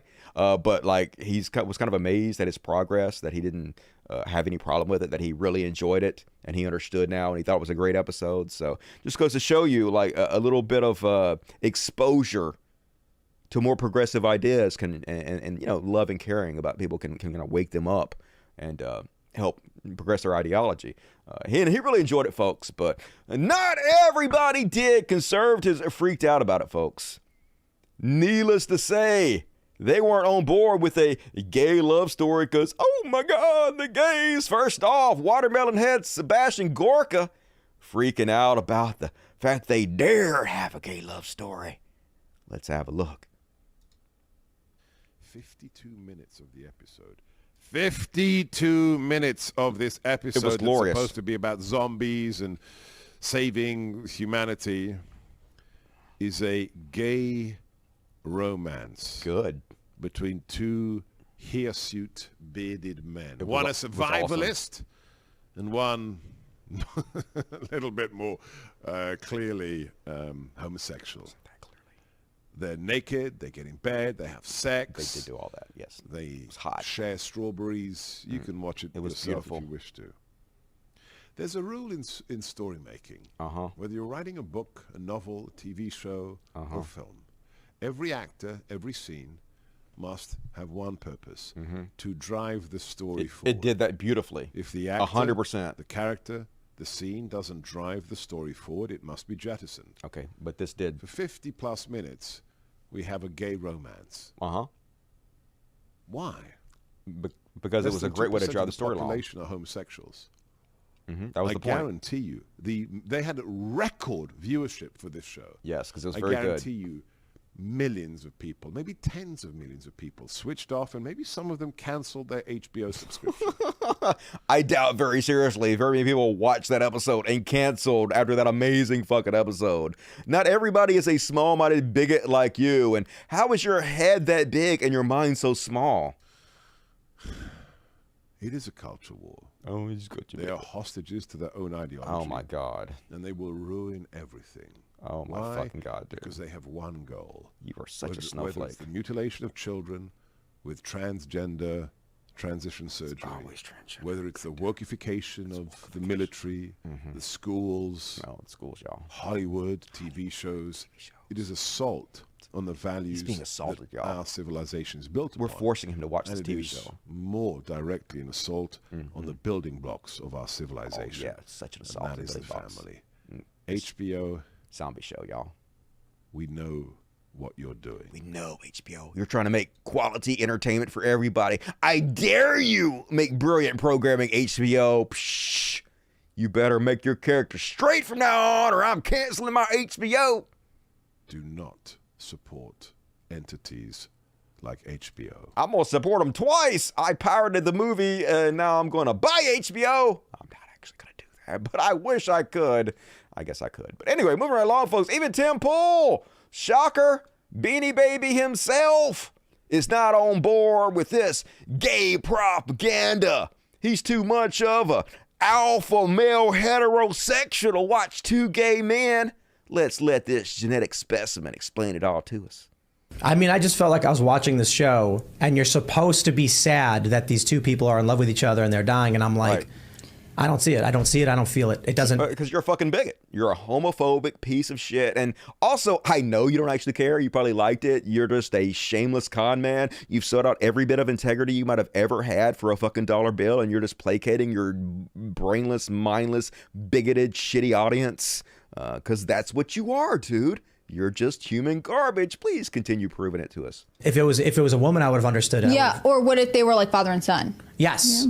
Yeah. I was talking about this earlier. If it was like a guy and his kid gets bit and he has to kill him, you'd be like, oh man, like so. Oh man, that was literally done in The Walking Dead. I'd be, oh man, why did they copy off The Walking Dead? The Walking Dead is a shitty show that should have been canceled after the third season. Why is this amazing TV show copying this played out tropes that has already been done to death? That's exactly what I said, but instead HBO has brilliant writers who made an incredible program, and Tim Pool wants you guys to be fucking lame as shit. Brutal. Or it's the dad who like throws the cat out of the way and gets bit. That was literally the second episode. Tess, who is the woman significant other for Joel, they're fighting these things. So why didn't they do it again? Why don't they do the same thing over and over and over again? I love mindless repetition, says a guy whose beanie is too tight. And then she's like, let's go. And then they go to this place and the zombies find out or something. And then the kid's like, she's infected. And then he's like, show me. And he sees the bite and he's like, no. And then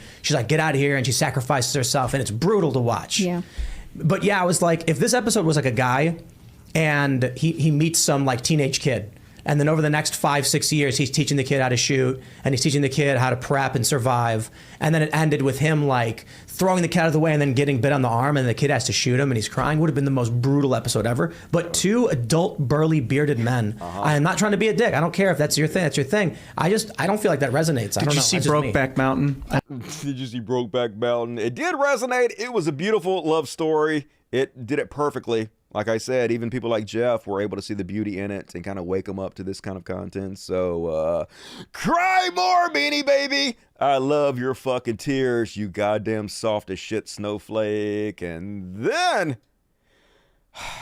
prepare to be angry, folks. Anger is the correct emotion. Apparently, a new bill introed in Arizona would criminalize drag in the presence of a minor as a felony punishable by up to 15 years in prison and requirement to register as a sex offender. The bill defines drag as just singing and dancing while wearing makeup. So if you dare do drag and a kid is present, or you're like walking around in drag and singing in public and a kid is present, straight to jail, you sex offender. I'm glad they're tackling the really important stuff in our society, aren't you guys? But like, this is literally all they have. They have nothing else to progress our society with, so they have to fear monger. It used to be gays they did this with, and now it's not as popular with gays anymore, so they just moved on to a new thing. And it's very depressing. And there was a heated debate about it. Anti-drag bill hearing gets heated. Let's have a look at them argue. With drag performers performing sexually explicit acts in front of children? Mr. Yes Chairman, or no? Mr. Chairman, yes or no? A heated meeting. I will show you the absolute debauchery and evil that is behind this We have to protect the children. Republican lawmakers describing drag queen performances as evil and pornographic. It's not R-rated, it's X-rated entertainment. It's But those in the LGBTQ plus community feel SB 1028 is unreasonably targeting performers. Jessica Harper, who is a transgender woman and DJ, feels this new legislation is an attack on her existence. This bill is so vaguely written that it would effectively make it illegal for me to exist in public as a trans woman, let alone DJ anywhere but a strip club. She has seen the LGBTQ plus community grow. Phoenix has a really flourishing drag presence, and I see that as a really awesome thing because like anything, any art form that grows, you get so many different variants. She feels this bill is just the beginning of a hard fight. It's like in a video game, when you get to the higher level bosses, things do get harder. Richard Stevens is also a prominent figure in the Arizona drag community. Well, I think drag entertainers do what they do to bring joy, to make people laugh, to make people forget about their troubles, to look at life a little bit differently, perhaps. Many know him as Barbara Seville. There are countless drag shows almost every night of the week, and drag brunches have become a very popular thing. There are probably 10, 15 brunches a week nowadays. But under a proposed bill, if the performance was on public property or could be seen by a minor, it would be in question. I don't care if it's a parade or a book reading or a play or whatever. If you are doing sexually explicit, perverse acts in front of children, then it needs to be criminalized and it needs to be stopped. Somebody needs to hack into this guy's computer. I guarantee you there's some nefarious shit on it. Just look at him. And if this bill makes it to the governor's desk. Will you veto the anti-drag bill going through? Yes. And there are other big events here in the Valley that this could also affect. Those include concerts from certain artists and even the Pride Parade in downtown Phoenix. All of that are things that both the ACLU and Senator Hernandez brought up in today's committee as well. Literally just the party of hatred. That's all they're about. They have nothing else but to hate on people and to appeal to the other miserable sacks of shit in our society who just want to watch everything burn, who just want to be bigots, who just want to hate. And of course, they consider themselves to be the spokespeople of God. And this is how they get their hatred to spread, folks. This is how they get the stupid idiots that follow them and vote for them to vote for them. By photoshopping fake shit. Dr. Anastasia Maria Lupus, this is not about human rights. At this point, it's about saying no to freaks, perverts, narcissists, and pedophiles. And of course, if you see this picture, like, oh my God, these pedophiles are walking around half naked, holding a child's hand, making them hold a rainbow flag. This has to be stamped out. It's obvious. They're groomers. It's obvious what they're doing. There should be laws against this. And they never go read the truth. They never research it. They never find out they're being lied to. This was photoshopped. Yes, they're actually just holding a pride flag, walking around without a child. The truth has no bearing on reality, these people. Even if you tell them that they were lied to and it's Photoshop, they'll come up with some other excuse. Well, it could be true. That's enough for me that it could be. It probably happened somewhere. That's all they fucking say, folks. They don't actually give a shit. They just want to hate.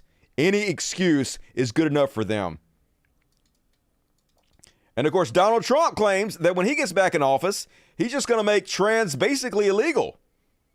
Trump is calling to outlaw transgender ideology, not just for little kids, not just in the classroom or certain federal programs, at every level. This is an excellent development, and other potential 2024 candidates should follow, says Michael Knowles. Yeah, let's just make being trans illegal outright. Who gives a shit about your fucking freedom? They think this is a winning issue for them, and I hope they're wrong. I hope this does nothing but help further destroy their party. I really hope there are more people with sense out there than the dregs of humanity that might be swayed by this. But I fear a lot of people will be swayed because incredibly popular icons like Jordan Peterson are more than happy to spread this hatred and bigotry to his audience of millions. I'd have to agree. Yeah, there's some freedom for you, isn't it, Jordan Peterson? Mister, I'm not political. wants to outlaw trans people after he's done nothing but build a career off lying about trans people. Remember Bill C-16, where he went public and claimed that even making fun of a trans person's outfit is enough to get you charged with a hate crime under a bill. It's been, 4 or 5 years? 0 people charged under the bill for any reason. 0. He just fucking lied, built his entire goddamn career off of it. Should he have any self-reflection? Should he admit that he was wrong? Should he correct the error of his ways? No. Double down on it. Triple down on it. More hate 24 hours a day. And of course, this is the goddamn father of the conservative movement. This is their new daddy. This is their self-help guru, because this is who they are. Hatred flows in their veins. That's all they have, folks. They hate themselves, and they hate you too. They just want to watch it all burn to the fucking ground. Fuck every one of you. But it's never going to be clear to them. Here he is calling for jail. Should universities that encourage their students to undergo surgical gender-affirming procedures face repercussions? First off, what universities are encouraging their students to have surgery? Are you talking about they're letting them know that's an option? I can't imagine this is true, but even if this was true, really, jail for freedom of speech? That's what you're going with, Jordan? What happened to not wanting compelled speech? What happened to the First Amendment? That's all out the fucking window when somebody does something you don't want them to do. It's almost like you're incredibly full of shit, nothing but a hypocrite. Eat some more benzos, you fucking asshole. And here he is, further with the moral panic. He's retweeting Rita Panaha, who says, and fully intact Leah Thomas, who is the transgender swimmer, still dates women. Okay, why is that necessary to point out? Some of the women in the locker room saw his penis. Way too misgender. But first off, so? Why are you looking at her penis? Why aren't you minding your own fucking business? I mean, is she coming up swinging her penis in your face? Is she like exposing herself on purpose to you to make you uncomfortable? Or is she just minding her own business, changing in the locker room? Aren't you a fucking adult? Who gives a shit? Why does seeing a penis make you freak out? Are you a goddamn baby? Are you a child? Are you incapable of controlling yourself? Just go about your fucking day. It has no effect on your life. You just want to be a fucking bigot. If they complained, they were told they were the problem. Yeah, because they fucking are the problem. How would you like it if somebody was sitting around staring at your fucking vagina all day? Wouldn't that be weird and creepy? Avert your eyes, fucking morons.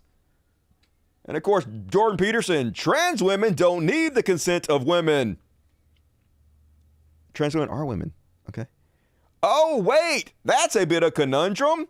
They're woke moralist, isn't it? But you don't abide by the law of non-contradiction. None of that makes any fucking sense. God, you're a moron. How are you an intellectual thought leader? Oh, you're conservative, okay? It doesn't take much. You fucking idiot. And then, on the trash world, Matt Walsh, who is rapidly becoming the most popular conservative influencers, is calling for the death penalty for any doctor who dare provide gender-affirming care. And if you can't give the death penalty, then at least put them in jail, folks. He knows they won't kill him, so okay, I want you to kill them, but if you won't, just put them in jail. Here are the freedom lovers. Trump also says, as he goes on to say, that he would direct the Department of Justice to investigate hospitals, pharmaceutical companies, doctors, to find out if they've been involved in a cover-up of the horrific long-term side effects of gender transition drugs and surgeries. Now, the answer, of course, is that, yes, they have been covering those things up, as any genuine and thorough investigation will clearly show, which is why the next step under a Trump administration or any Republican administration should be to arrest the culprits, the hundreds and hundreds of them, if not thousands of them, and throw them in federal prison. Now, this can't be a matter of simple fines and financial penalties. I mean, that should be part of it. But the only real recourse here, the only semblance of justice would be prison sentences, very long ones. Now, if it were up to me, we'd go further than that. As far as I'm concerned, mutilating and castrating children should be legally considered a capital crime, and it should earn the prescribed penalty for such crimes. But if we can't have that, then prison will have to suffice. These are all very positive developments. Dude, you used a topless picture of someone you claimed was a 15-year-old girl in your documentary, which according to you is child porn. So according to your own logic, we should put you to death. Somehow, I don't think you're going to have consistency as far as that's concerned. Yeah, we know that the left isn't going to take any of this lying down. They were so close in their minds to achieving their genderless dystopia that they're not going to give up now. They can't, because gender ideology is the centerpiece of their entire cultural agenda. Literally, it's not. That's literally the centerpiece of your cultural agenda. The culture war you guys have created to fearmonger over is entirely based around transgender ideology. But it is a very, very small part of the left's ideology, which mostly revolves around socialized medicine, legalization of drugs, freeing of nonviolent offenders from prison, all kinds of stuff we have. We are not depending on fear-mongering in order to push forward our ideas and agenda, because we actually have fucking ideas. We have policies. We have ways to progress our society. We don't have to depend on that. That's you. Every accusation is confession. Up on it. They can't give it up without giving the whole game away, which they're not going to do. And so while red states move to protect children from these forms of physical and sexual abuse, blue states are doubling down on the abuse and doing everything in their power to ensure that more and more kids are fed into the, transgender woodshed. Yeah, I don't have any idea why these doctors did what they did for these transgender people. I haven't read their medical records. I haven't spoken to their family. I know nothing about their medical condition at all. But let's put them all in jail. Why not? Super freedom in this country. But we know the reason they're doing this is because they have nothing else, folks. All they can do is fearmonger. All they can do is spread hatred. That's what all you guys are about. And speaking of which, and speaking of Beyond Parody, this should really be in the Beyond Parody section, but Libs of TikTok, who is literally at this point, it's a sponsored channel on Twitter. Elon Musk, who runs Twitter, owns Twitter, continuously responds to these accounts. He personally put the Libs of TikTok back on there. He personally responds to these accounts almost on the daily. Whenever they call his name, he comes running, specifically only to these right-wing accounts. And every time he does it, they get tens of thousands of more subscribers than they had. So de facto sponsored by Twitter is accounts like this. Libs of TikTok, whose entire purpose is to spread hatred towards gay and trans people, to fearmonger, which we know has caused the violence and death of people. But Elon Musk don't care. Says, to promote a new show called Kinky Boots, time out, flag on the play. New show? Really? Kinky Boots? Based off a 2005 movie? That was like almost 20 years ago. Might want to update your hatred there. A theater and public library in Maryland are partnering to hold a drag event for all ages, especially toddlers and preschoolers. This library receives millions in funding of our tax dollars, are funding drag events and sexually themed plays for kids. I know, I can't believe they're trying to sexualize our children. Who is the ghoul behind this? Who is the evil mastermind behind this? Oh, it's Cyndi Lauper. Oh, you guys know the evil sexual deviant Cyndi Lauper? It's supposed to be girls just want to have fun, Cyndi Lauper, not men in dresses. God damn it, Cyndi Lauper. Fuck you, I guess. Really? Cyndi Lauper, about as soft as you possibly can get. I love me some Cyndi Lauper. Time after time. Make me cry. Hero Cyndi Lauper, keep it up. And then they're such fucking snowflakes, folks. Just everything triggers them. You are the snowflakes you've been waiting for. So, oh my God, The Sims added transgender update. I can't believe this. They just did it. Trust me, folks. This just happened. What, it didn't just happen? They did this like 10 years ago? Don't worry about it. I just found out about it, so now I gotta freak out about it. It's so horrible that they added this option to the game that I don't actually have to use. Isn't it so bad when games add more options that you can use if you choose to? God damn it, our society is being destroyed. Sigh. God damn it, you people are so sad. And at least one lawmaker's fighting back, folks. Conservatives in Nebraska legislature recently proposed a bill that would make it a crime for children to attend drag shows. So progressive Senator Megan Hunt is fighting back by amending the anti-drag bill to ban children from attending vacation Bible study. I got to give you a golf clap on that one. This is just genius. Or any similar religious indoctrination camps. LB 371 is a complete serious attempt to address a completely fictional problem. The bill defines drag shows as any performance in which the person exhibits a gender identity that is different than the performer's gender assigned at birth, using clothing, makeup, or physical markers, and sings, lip syncs, dances, or otherwise performs before an audience for entertainment. It's so badly and broadly defined that Shakespeare plays would theoretically violate the law, as would high school productions of the musical Hairspray.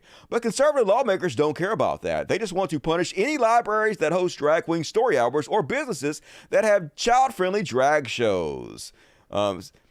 State Senator Dave Merman justified the bill by saying it's meant to protect children. Think of the children. Think of the children. Enter State Senator Megan Hunt. Hero. She already filed a motion to kill the entire bill, but that's not the only way she's trying to stop this frivolous proposal. Last week, she filed an amendment that essentially rewrites the anti-drag bill to protect children from actual threats to their well-being, religious indoctrination camps. Holy shit, she's awesome, because as I pointed out time and time again, you're most likely to be molested at church, folks. We already know this is true. These people don't actually care about protecting children in any way whatsoever. They don't give a damn that children are molested. All they care about is being hateful bigots, because this is what they think will get them votes. The amendment says there is a well-documented history of indoctrination and sexual abuse perpetrated by religious leaders and clergy people upon children. Where does it happen? Church camp, religious retreats, vacation Bible studies, church lock-ins, Christian youth convention. Therefore, she says we ought to ban children from attending any of these. No individual under 19 years of age shall be present at a religious indoctrination camp. Any person 19 years of age or older who knowingly brings an individual under 19 years of age to a religious indoctrination camp shall be guilty of a Class 1 misdemeanor. I love her. You are the best. Run for president. It's exactly the type of politicians that we need. And Godspeed to you, hero. And then I've noticed there's a new generation of grifters. So what they've done is, there's only a couple of them, but they're being pushed and becoming very popular in right-wing circles. And there's these like teenagers who decided they wanted to transition. And so people supported them, because studies have shown that if you don't support transgender teens and kids and help them with their gender identity, they're much more likely to kill themselves. By giving them the help they need and by giving them the support they need, they're less likely to commit self-harm. So they beg, they plead to transition, and the people that love them don't want them to kill themselves, so they're like, okay, well, I support you in whatever you decide to do. And then they do it, and then they decide, oh my God, I made a mistake. And then they blame the people that supported them for letting them do it. This article in the Daily Mail, I am detransitioning after realizing I'm happier as a man, and I blame woke culture for influencing impressionable teens into switching gender. Shut the fuck up. Look, if you want to transition, that's completely valid. And if you want to detransition, that's just as valid as transitioning. But just because somebody gave you the option and gave you the support doesn't mean that if you decide you made the wrong decision, it's their fucking fault. Either do it or don't fucking do it, but don't blame other people for your fucking choices after you're done. And they all become these shameless grifters who start Patreon accounts and make tons of money by pretending like they're victims of the woke mod. No, okay, you should have the option to do it. We support you. And you have the right to make your own mistakes. But if you decide that you made a mistake, that's on you. Take fucking responsibility for your actions. It's not anybody's fault. Everybody makes mistakes when they're young. No one knows exactly what the best choices for them are. You have to try things. You have to make mistakes. You have to learn. You have to grow. But don't fucking blame the people that supported you. Don't blame the people who are actually there to help you and love you. Own up to it.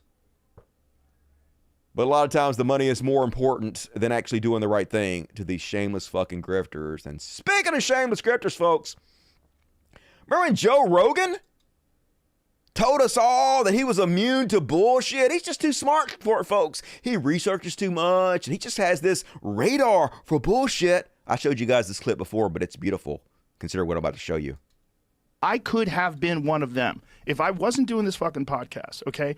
If I was just a regular comedian and that's what I did for a living, and I didn't pay much attention to alternative media and podcasts that were discussing this, and people like Peter McCullough or Robert Malone or all these people that were sounding the alarm, if I was one of those people that didn't have the access to these kind of conversations, I would not have a nuanced perspective. And if I had gotten vaccinated and other people didn't, I would be like, fuck those people. I would be just like people I know who I used to be friends with, who now hate me and are angry at me and talk shit about me online. And I forgive them because I would have been like them if I didn't have the access to the kind of conversations that I've had, if I didn't have the kind of mindset that I have, that my personality that is just immune to bullshit. That's right. When bullshit hits me, I go, oh, I know what this is. I grew up without a dad, okay? I don't trust people. I think there's a lot of bullshit in the world. You know, I've had people try to do things to me. I've been in dangerous situations. I know people can be sketchy. That's right, folks. He is just too smart for it. He is immune to bullshit. You can't get over on Joe Rogan, except Joe Rogan posts conspiracy theory from discredited site News Punch again. This is their new right-wing narrative that in order to cover up for all the people that are getting blood clots and dying from the vaccine, instead they're trying to blame it on eggs, folks. Yeah, don't fall for this. Don't fall for these scientists trying to claim eggs give you blood clots. It's clear you're getting it from the vaccine. They're just trying to cover it up. So he posts on his Instagram, scientists warn eggs are causing thousands of people to suddenly form blood clots. Isn't this true, folks? Yeah, nah, not so much. And of course, other people, Johnny on the spot to spread his lies. Here's raw egg nationalists. They're really going all out to stop you eating eggs. Blood clot compound found in eggs linked to an enhanced risk of blood clotting. That's right. They're trying to stop you from eating eggs, folks, and cover up. But yeah, article misrepresents and spreads misinformation about eggs blood clots. An article claims in order to cover up a dangerous side effect of COVID-19 vaccines, scientists are linking egg consumption to blood clots. This is false. This study referenced in the piece was published years before the pandemic and examined the risk of cardiovascular disease associated with nutritional supplement. All Joe had to do before he posted this obvious fucking bullshit on his Instagram was Google it, and you could have found it debunked very easy. Here's PolitiFact. Scientists warn eggs are causing thousands of people to suddenly form blood clots. Don't eat them. On scientists found no link between eggs and sudden blood clots. If you're short of time, in 2017, Cleveland Clinic researchers found that a nutrient that's found in eggs also was linked to an increased risk of heart attack and stroke when consumed as a supplement. Researchers later found that consuming eggs is not connected to such an increased risk. So, once again, Joe Rogan spreading bullshit. And of course, he just deleted the tweet. He deleted the Instagram post. Didn't admit he was wrong. Didn't apologize for spreading bullshit. Did no self-reflection on why he's so susceptible to falling for these false claims over and over again and spreading this right-wing propaganda. Nothing. Just millions of people saw it and then gone with no correction whatsoever, because this is what he fucking does. He's a propagandist. He's a right-wing fucking shill. Pathetic. You're goddamn pathetic, Joe. And speaking of pathetic, you know who's a piece of shit? Salt Bae. I don't know why the internet continues to make the worst people on the earth famous, but remember, he was supposed to be sexy because he spread salt on a piece of goddamn steak or some shit. I don't know. The internet's ridiculous, but apparently he got a restaurant where he's selling $2,000 steaks and he's advertising for a chef for $16 an hour because of fucking course he is. Fucking capitalism. At least this version of capitalism needs to hurry up and die already. Anybody who continuously supports Salt Bae should get fucked in a bad way. And then, on the trash world, we already knew this, folks, but the data is in. U.S. police are 3 times as likely to use force against left-wing protesters. Data find. Shock face in 3, 2, 1. Did you do it?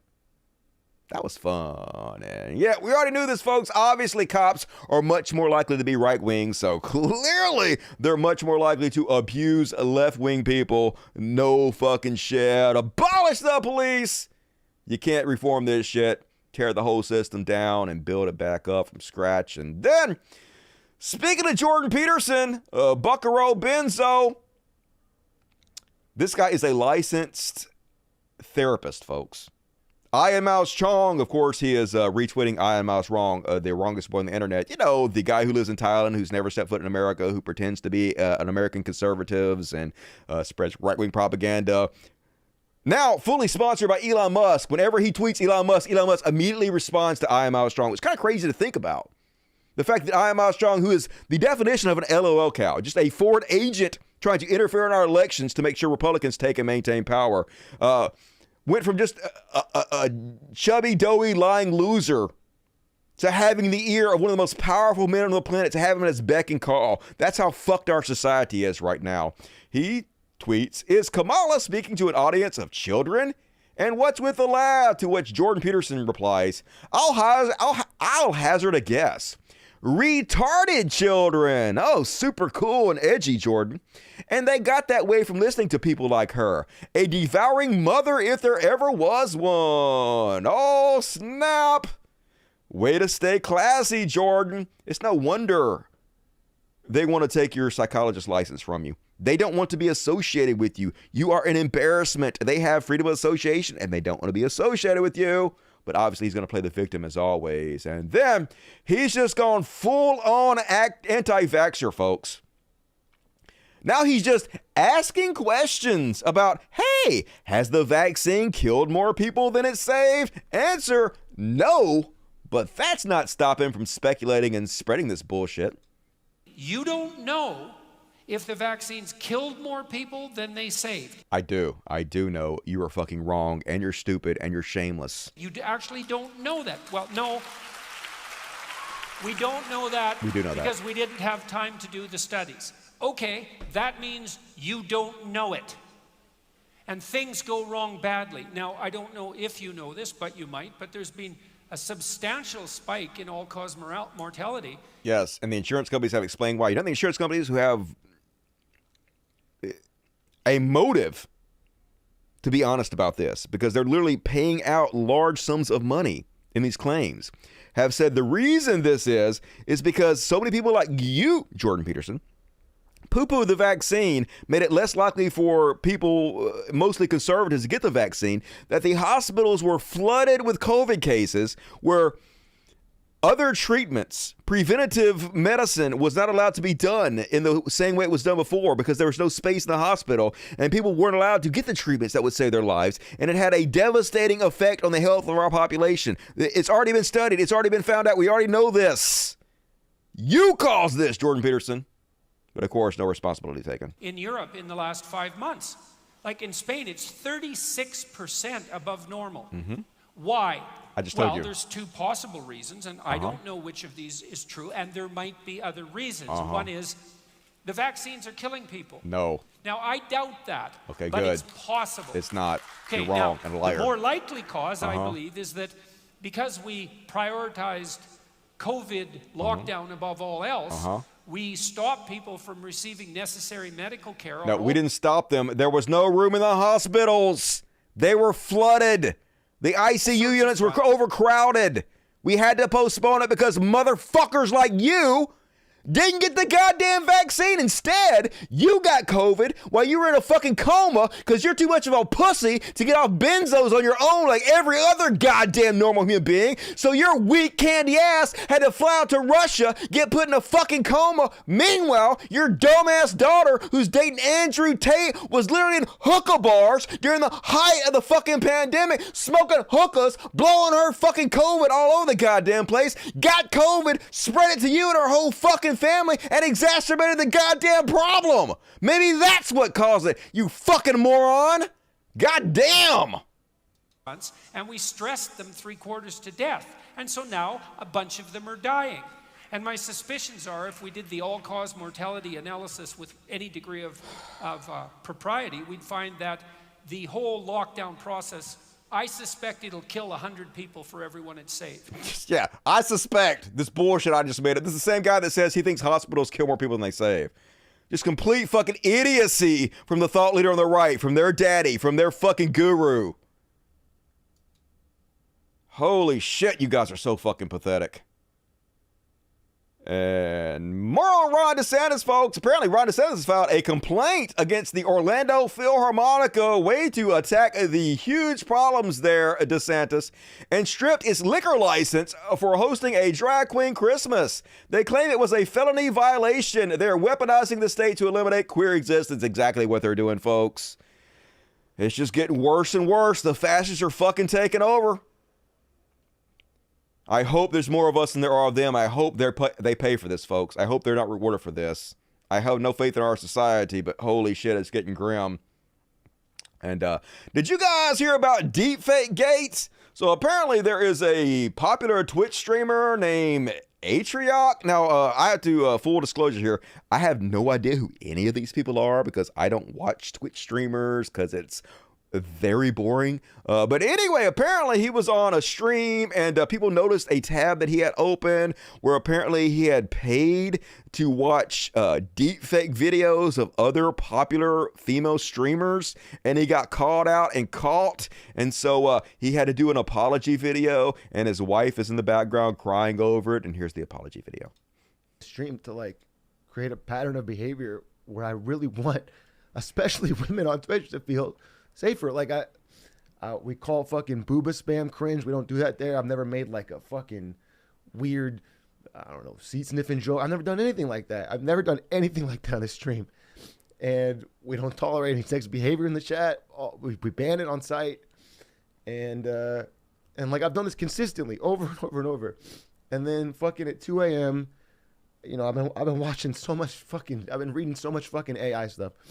I'm reading all this fucking stuff about AI and fucking deepfake music, deepfake art, and everything.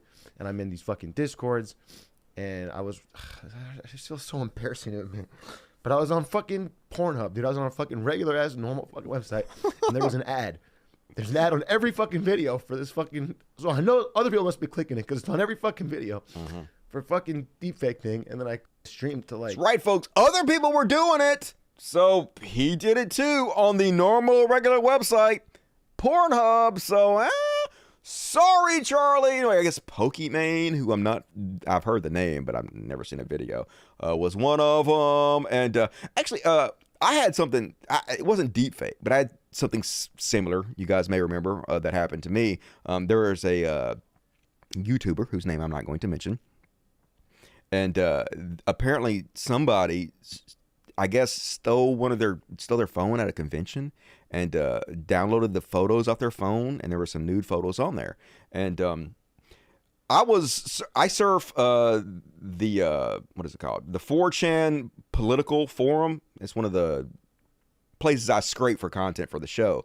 And if you've ever been on 4chan, you know, like you scroll down and you don't have to even click on the topic or anything, but like pictures will pop up if you just scroll down what the thing is about. And I saw this person's naked pictures, and I'd heard that the naked pictures existed before. And so when I saw it, I immediately was like, oh shit, you know, I wasn't searching for them, but I saw it. And then so it just happened to be that night, we were talking about that person on the show, and somebody on the show called that person ugly. And it was really stupid, and it actually very sexist of me. What I should have said was, this person's looks have nothing to do with anything. I disagree with this person on the issues, and I think they're wrong about things they're saying, but their looks have nothing to do with any of this, and we shouldn't comment on that. But instead, what my dumbass said is immediately I thought about the fact that I just seen those pictures, and so I commented on this person's body and said they weren't ugly, and all that did was basically draw attention to it, that those pictures exist, and make sure that people were going to go out and search for these pictures and violate that person even more than they were already violated. And that was, I felt like, immediately knew that it was wrong. It was just like on the spot, brain fart, stupid, right? And I feel bad about it and I've apologized for it. But that is uncool. And honestly, like having these deep fakes of these people without their permission, it's not cool. Like, it's just not. It is a violation of their privacy. It's a violation to have them have sex with people that they never had sex with and exploit them in this way. And they have every right to be upset, in my opinion. So, there were several videos that were made by these people explaining how horrible it was, how it affected them. And H3H3 Studios kind of got in trouble because they laughed at one of them. One of them that this guy went to was QT Cinderella, who I'm also not familiar with, who made a video explaining how harmful this was to them. And then H3 Podcast was playing it and then kind of laughing about it, and they got some a blowback from it. I'll play you the clip.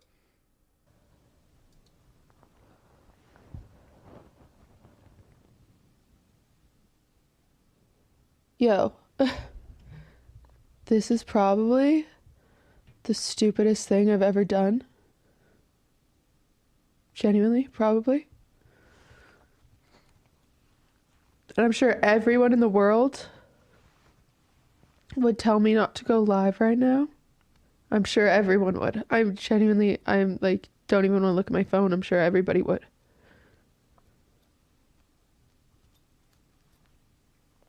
But I wanted to go live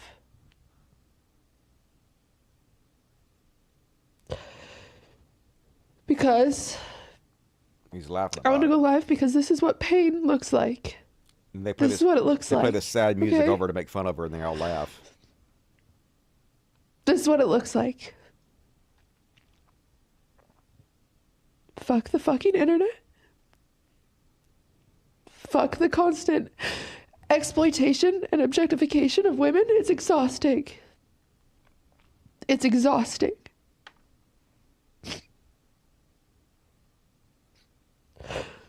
Fuck Atrioc for showing it to thousands of people. Fuck the people DMing me pictures of myself from that website. Fuck you all. This is what it looks like. This is what the pain looks like. Okay?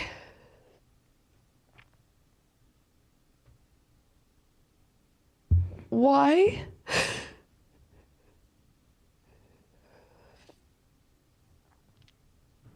Why?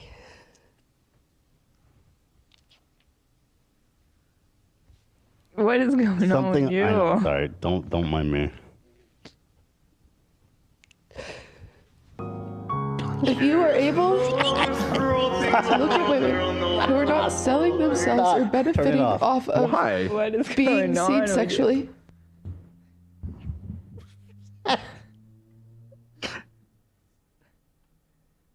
You're a monster, dude. You guys are crazy. Why did you do that? Zach, what the fuck, bro?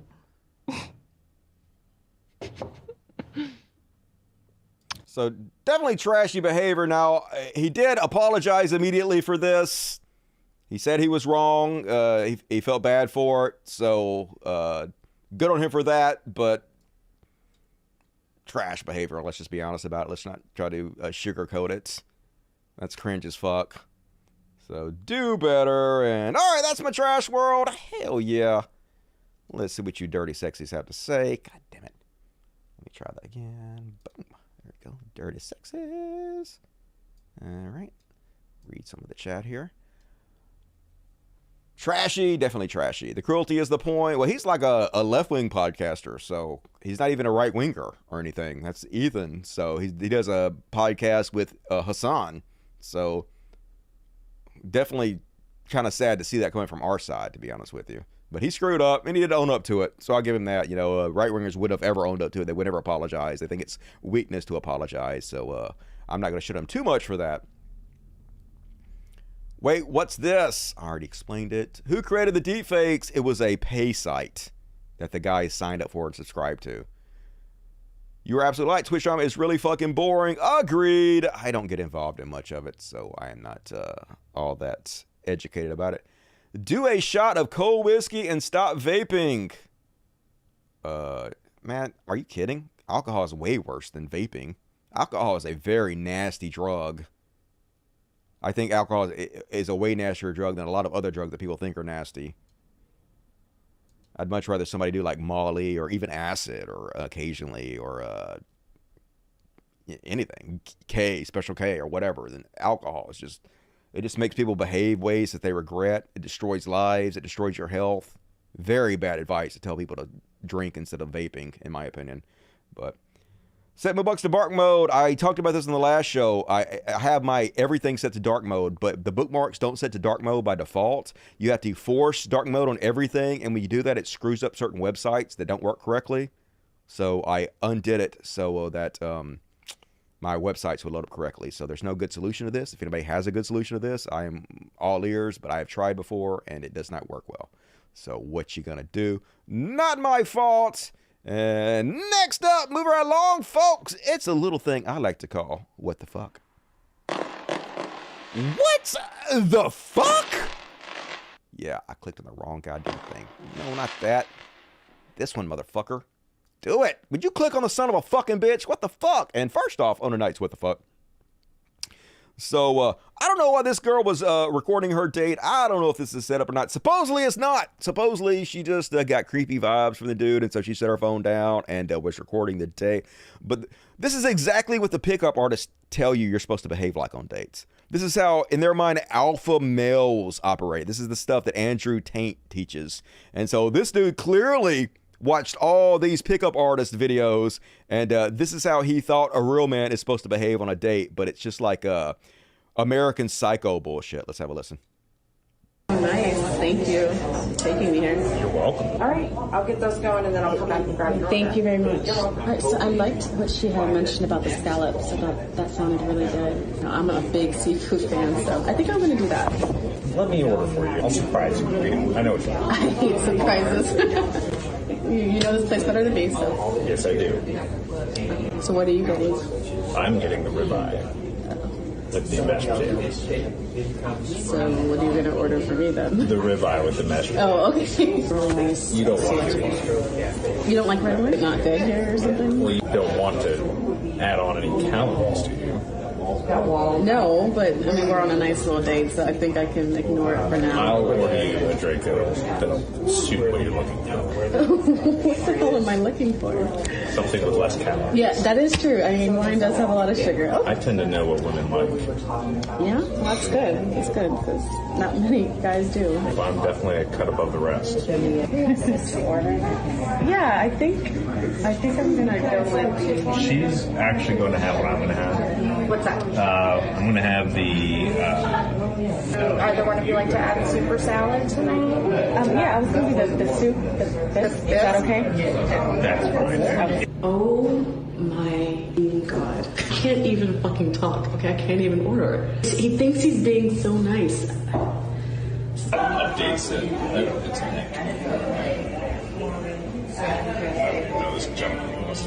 If you don't mind, I'm going to take care of my bill because I do mind. I will go ahead and take care of it.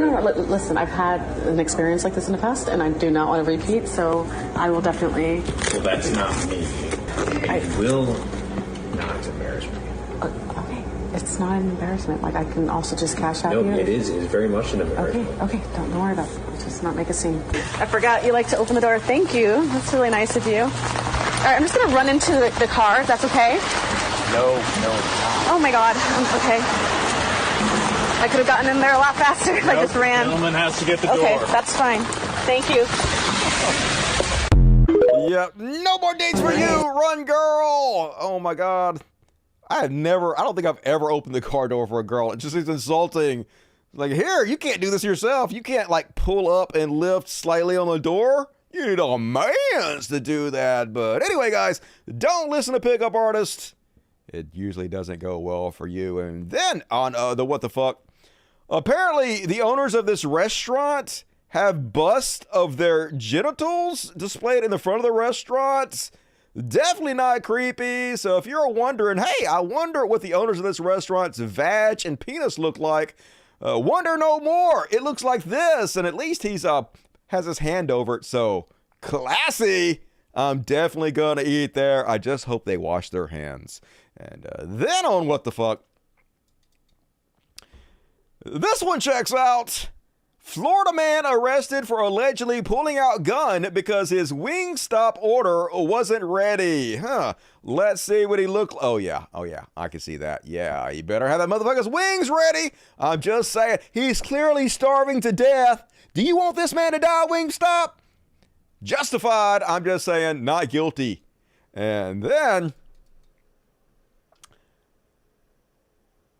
you think you're having a chill day, just hanging out, and then sometimes shit like this happens. So let me pause it real quick so I can explain what's happening here and also set the quality to the highest level. Okay, that is wise. It's pretty grainy. Anyway, so what happens is there is a wire stretched across the road, and this guy on the moped drives up on this side, and his bike gets tangled in the wire, and then this happens. So his moped's tangled up in it. And then the next thing you know, yep, slung. Oh, and she broke his fall. Let's have a look at that again, folks. So the truck comes and hits the wire. He's all tangled. He slings forward and oh, shit. Oh, and apparently she was just banged up and bruised and he wasn't injured very much because she broke his fall. And I'm glad she was there at least. That shit looks fake as hell, but apparently that was real. Amazing. And one more on the what the fuck. Did you guys hear the story about the former school official accused of embezzling $1.5 million worth of chicken wings? How the fuck do you embezzle $1.5 million worth of chicken wings? I ain't even mad. I'm just impressed at this point. I say you got to let her go. If you somehow get away with embezzling $1.5 million worth of chicken wings, you deserve it. You scot-free. That's all I'm saying. But she did stuff from a school, which seems bad. So I guess straight to jail for you. Lock her up. And that is my what the fuck section. And folks, who loves overtime? You do, and you do, and you over there, and you, who I'm pointing at a direction no one exists. But also, you all love overtime, so reward me for overtime. We're 15 minutes in. We still got plenty of show to go, so do it to it. And next up, we're going to do a very small Karen section. I don't have my Karen graphic up. I tried to load my graphics up. And, oh, I got it. Just a mess. You should be caring less. It's obvious you're completely out of touch. 'Cause bitch, you're caring too much. Ding! I didn't even know the graphic was up. Now I'm as happy as a little girl. And first off, imagine being a little girl who waters somebody's flowers while being black. Oh, no, you didn't innocently water somebody's flowers while being black. Karen got to come over and give you the business. Name and shame. Uplifted. You don't need a name. You need to get away. You need to go somewhere. If you don't know, you need to go somewhere, Karen. Out here making little girls cry for watering plants at a friend of ours' house, and you're the new Karen. You need to go somewhere, Karen. Welcome to the internet, Karen. Welcome to the internet. Making little girls cry for watering flowers. The new Karen. Welcome. Just come over. She's still sitting here on my property. First of all, how are you insulting these kids? Obviously, you must have stepped on the property. I don't know what's going on with her, but she seems drunk, and she's still standing here on my property. We got the girls crying. Have all these little girls crying. Welcome to the neighborhood, Karen. Something just don't smell right with me. Well, you don't smell right. You don't smell right, Karen. You can't handle your control right now. You don't smell right, Karen. You can't handle your control right now. Okay, Karen. See you later, Karen. Stay right here. Please do stay here. Right here. Go Go handle the kids. They live here. You're too busy on phones. They're watering the plants like they're supposed to, Karen. She's wearing a tan tank top. She's walking away. And of course, they always got to come back, get the last word, make an even bigger fool out of themselves. Haven't done enough damage yet, have you, Karen? Like, I got to save face now. They're going to put me all over the internet. What can I say to make this better? Nothing. You're just going to make it worse. We have her on video as well. Are you all okay? Here she comes back. Haven't made enough of a mess yet. Karen got a Karen.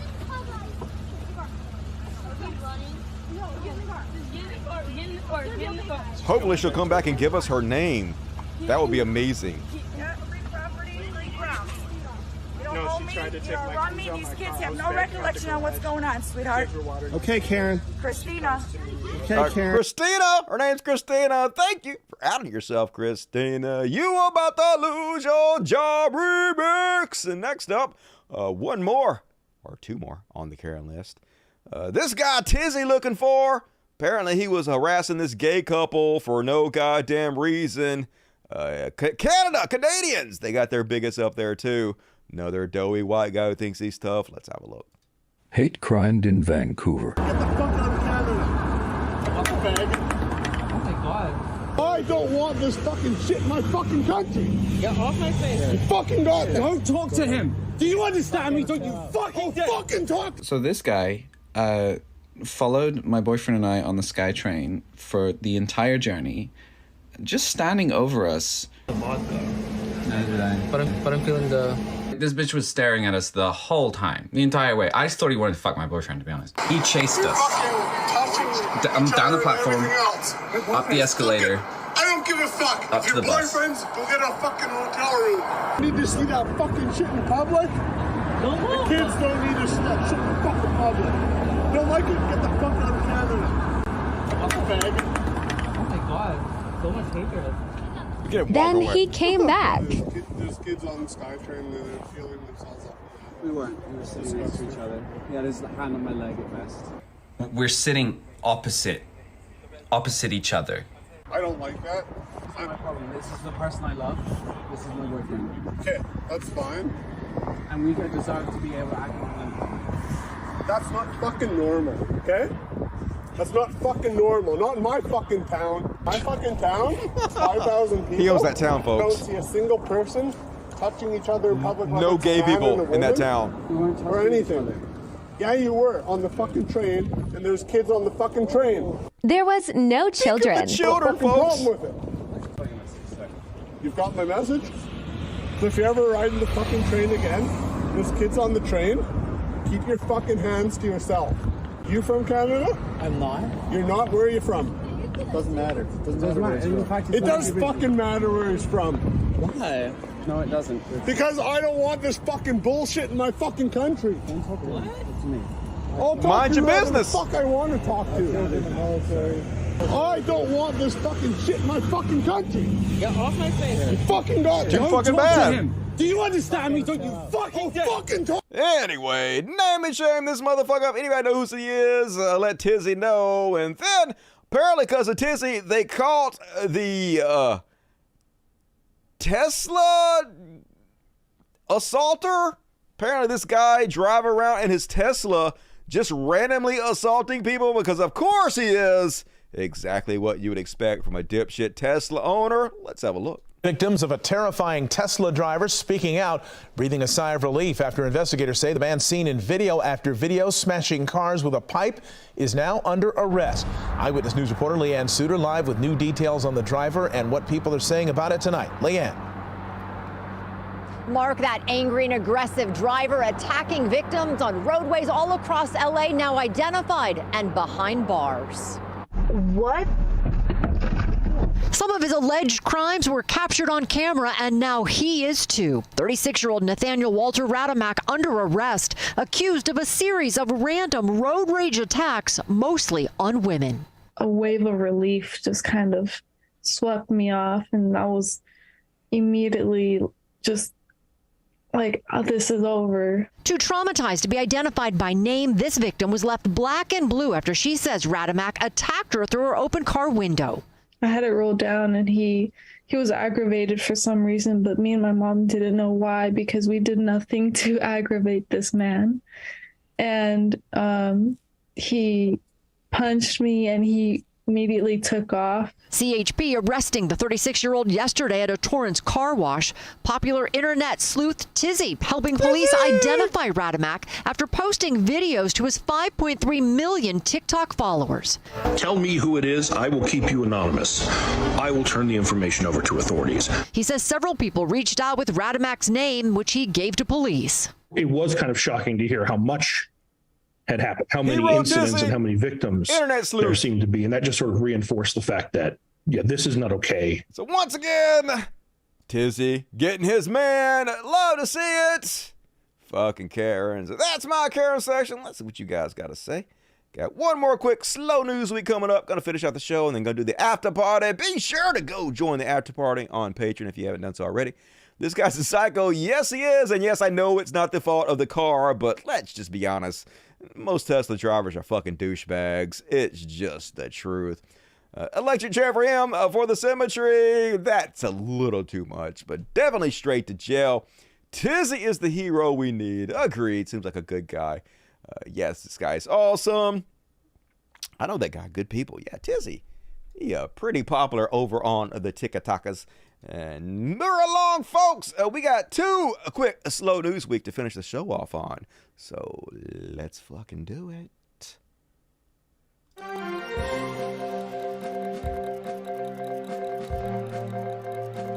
Slow news week with Dustin Smith. Do it with me, y'all. Yeah!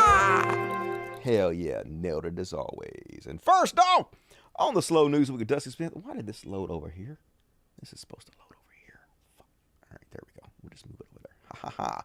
I fixed it. And then I read this headline, folks. Headline says, Zoo solves mystery of how a gibbon kept alone in her cage gave birth. And if you're like me, you're like, obviously another monkey came up and fucked it through a hole in the cage, right? I mean, we're not Christians. We don't believe in immaculate conceptions. We're logical people. That is the only logical conclusion. It's not really that much of a mystery, right? It has to be that. And so I read the article, and guess what? A monkey came and fucked it through a hole in the cage. So sorry to disappoint you, but Occam's razor, the simplest solution, is usually the correct one, all things being equal. So yeah, no shit, Zoo. You didn't need Columbo to solve that fucking mystery. Good God. And then one more on the slow news week. Boom. No, that's not it. Where the fuck? Did I close it? Where the fuck? Oh, it's over here. Why is it over here? It all got moved over there. That's stupid. All right, let's try it again. And last up on the slow news week, folks, did you guys hear about the AI Seinfeld show? Apparently, AI has created a really low res version of Seinfeld that's really stupid and bad, but that plays 24 hours a day endlessly. Let's have a look at this comedic gold brought to us by our AI overlords. Hey, Larry. Uh-huh. What are you doing over there? Oh, just writing some jokes.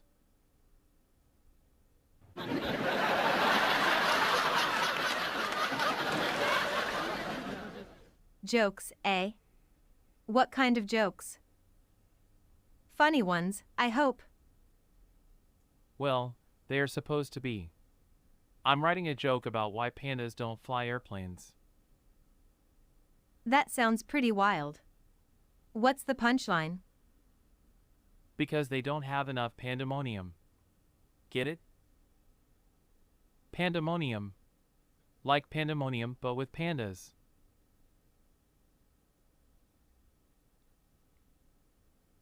This sucks! God damn it, AI, be better! Apparently there's like 20,000 people watching this live constantly now, all day long, watching this boring bullshit. Why, world? Why? I don't know, but I guess it'll get better. Like, I'm kind of looking forward to the future, folks, because I kind of put myself in a great position because eventually I'll be able to feed every show I've ever done, every video I've ever done, and make an AI version of myself that can create AI content that's just like me. Of course, I still do my real shows, but like I have a separate channel of AI Dusty just generating content all the fucking time. And man, a good position. I'm one of the few people on earth that have tons and tons of content of myself out there that I can use and own the rights to. So future looking bright, but not yet, because this is ass. This is bad, and you should feel bad about it. But still cool. Still cool that this is what the future is going to be like once it gets a little better. And all right, folks, that is my show. Hope you enjoyed it. But like I said, there's going to be an after show. So for you lucky motherfuckers who are patrons, you get to hang out with me on the after show. Let me read the super chats real fast. Would you pause? I don't want to see you, Dusty. All right, super chats. It's not scrolling down. Rebecca Poise, man, Dust Buddy, hell yeah. Welcome to Dust Buddies, Rebecca. Lizzie Bennett. You shouldn't have show the bust of private parts. You wouldn't want to get banned again, Dusty. Man, that's the least of my problems. I doubt they're going to ban me for that. Keyboard Lover, Dusty, look at my comment in the chat. The super chat is censoring me. It's referring to that new bill. All right, I'll check it out.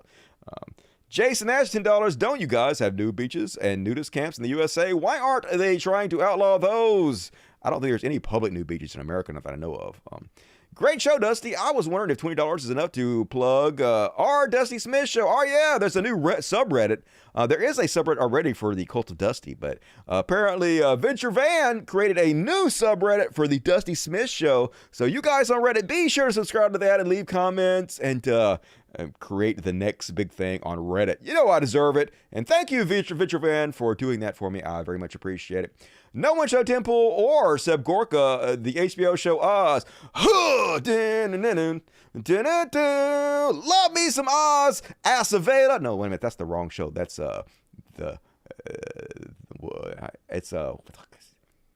Schillinger. Yeah, J.K. Rowling Schillinger. And he's doing bad things to Beecher. I remember Beecher. Poor Beecher, but he gets his revenge. Don't fuck with Beecher.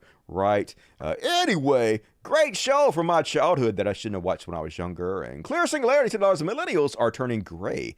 Gen Z is right behind us. Boomers are dying off. The U.S. will become more socialized.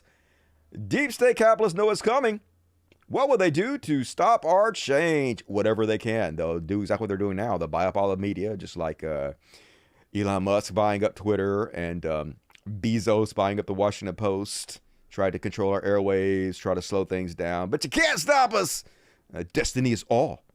I'm Uhtred, son of Uhtred. Last of Us episode carried to look a lot like Jordan Peterson. He did, you're right. He looked like a much more handsome, much more muscular Jordan Peterson. Cuber Lover, 1972, I better not choke or I will go woke. I better not go broke. A wheel without a spoke, I better not be poked. Half of that sounds great.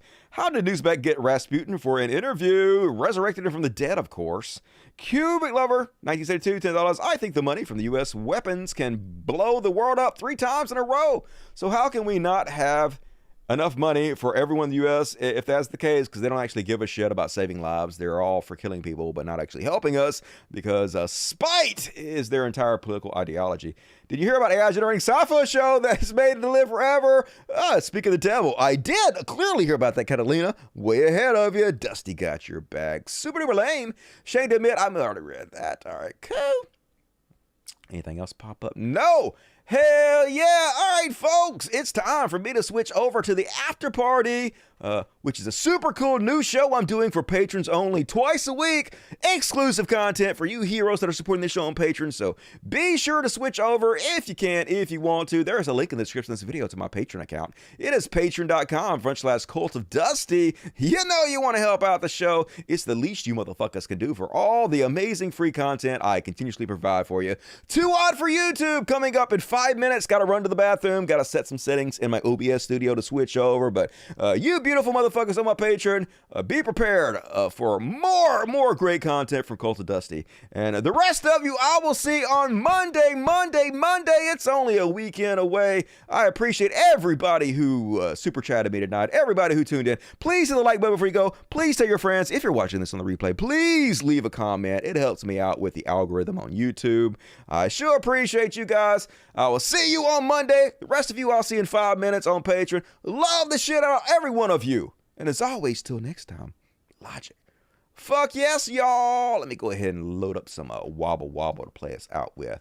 I should have already had it loaded up, but I am bad at my job. So Wobble Wobble starring Dusty Smith. Hell yeah, here we go, motherfuckers. Good night, everybody. Dusty loves you. Wobble Wobble. Boom.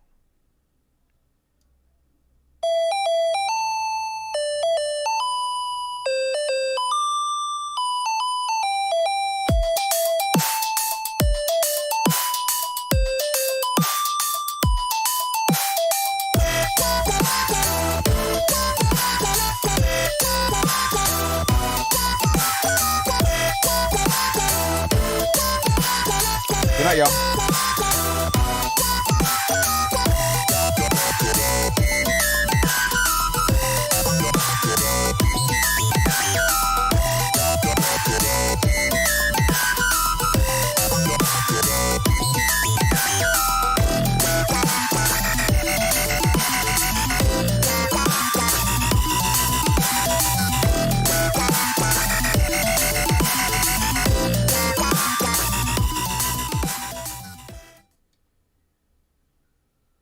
Out.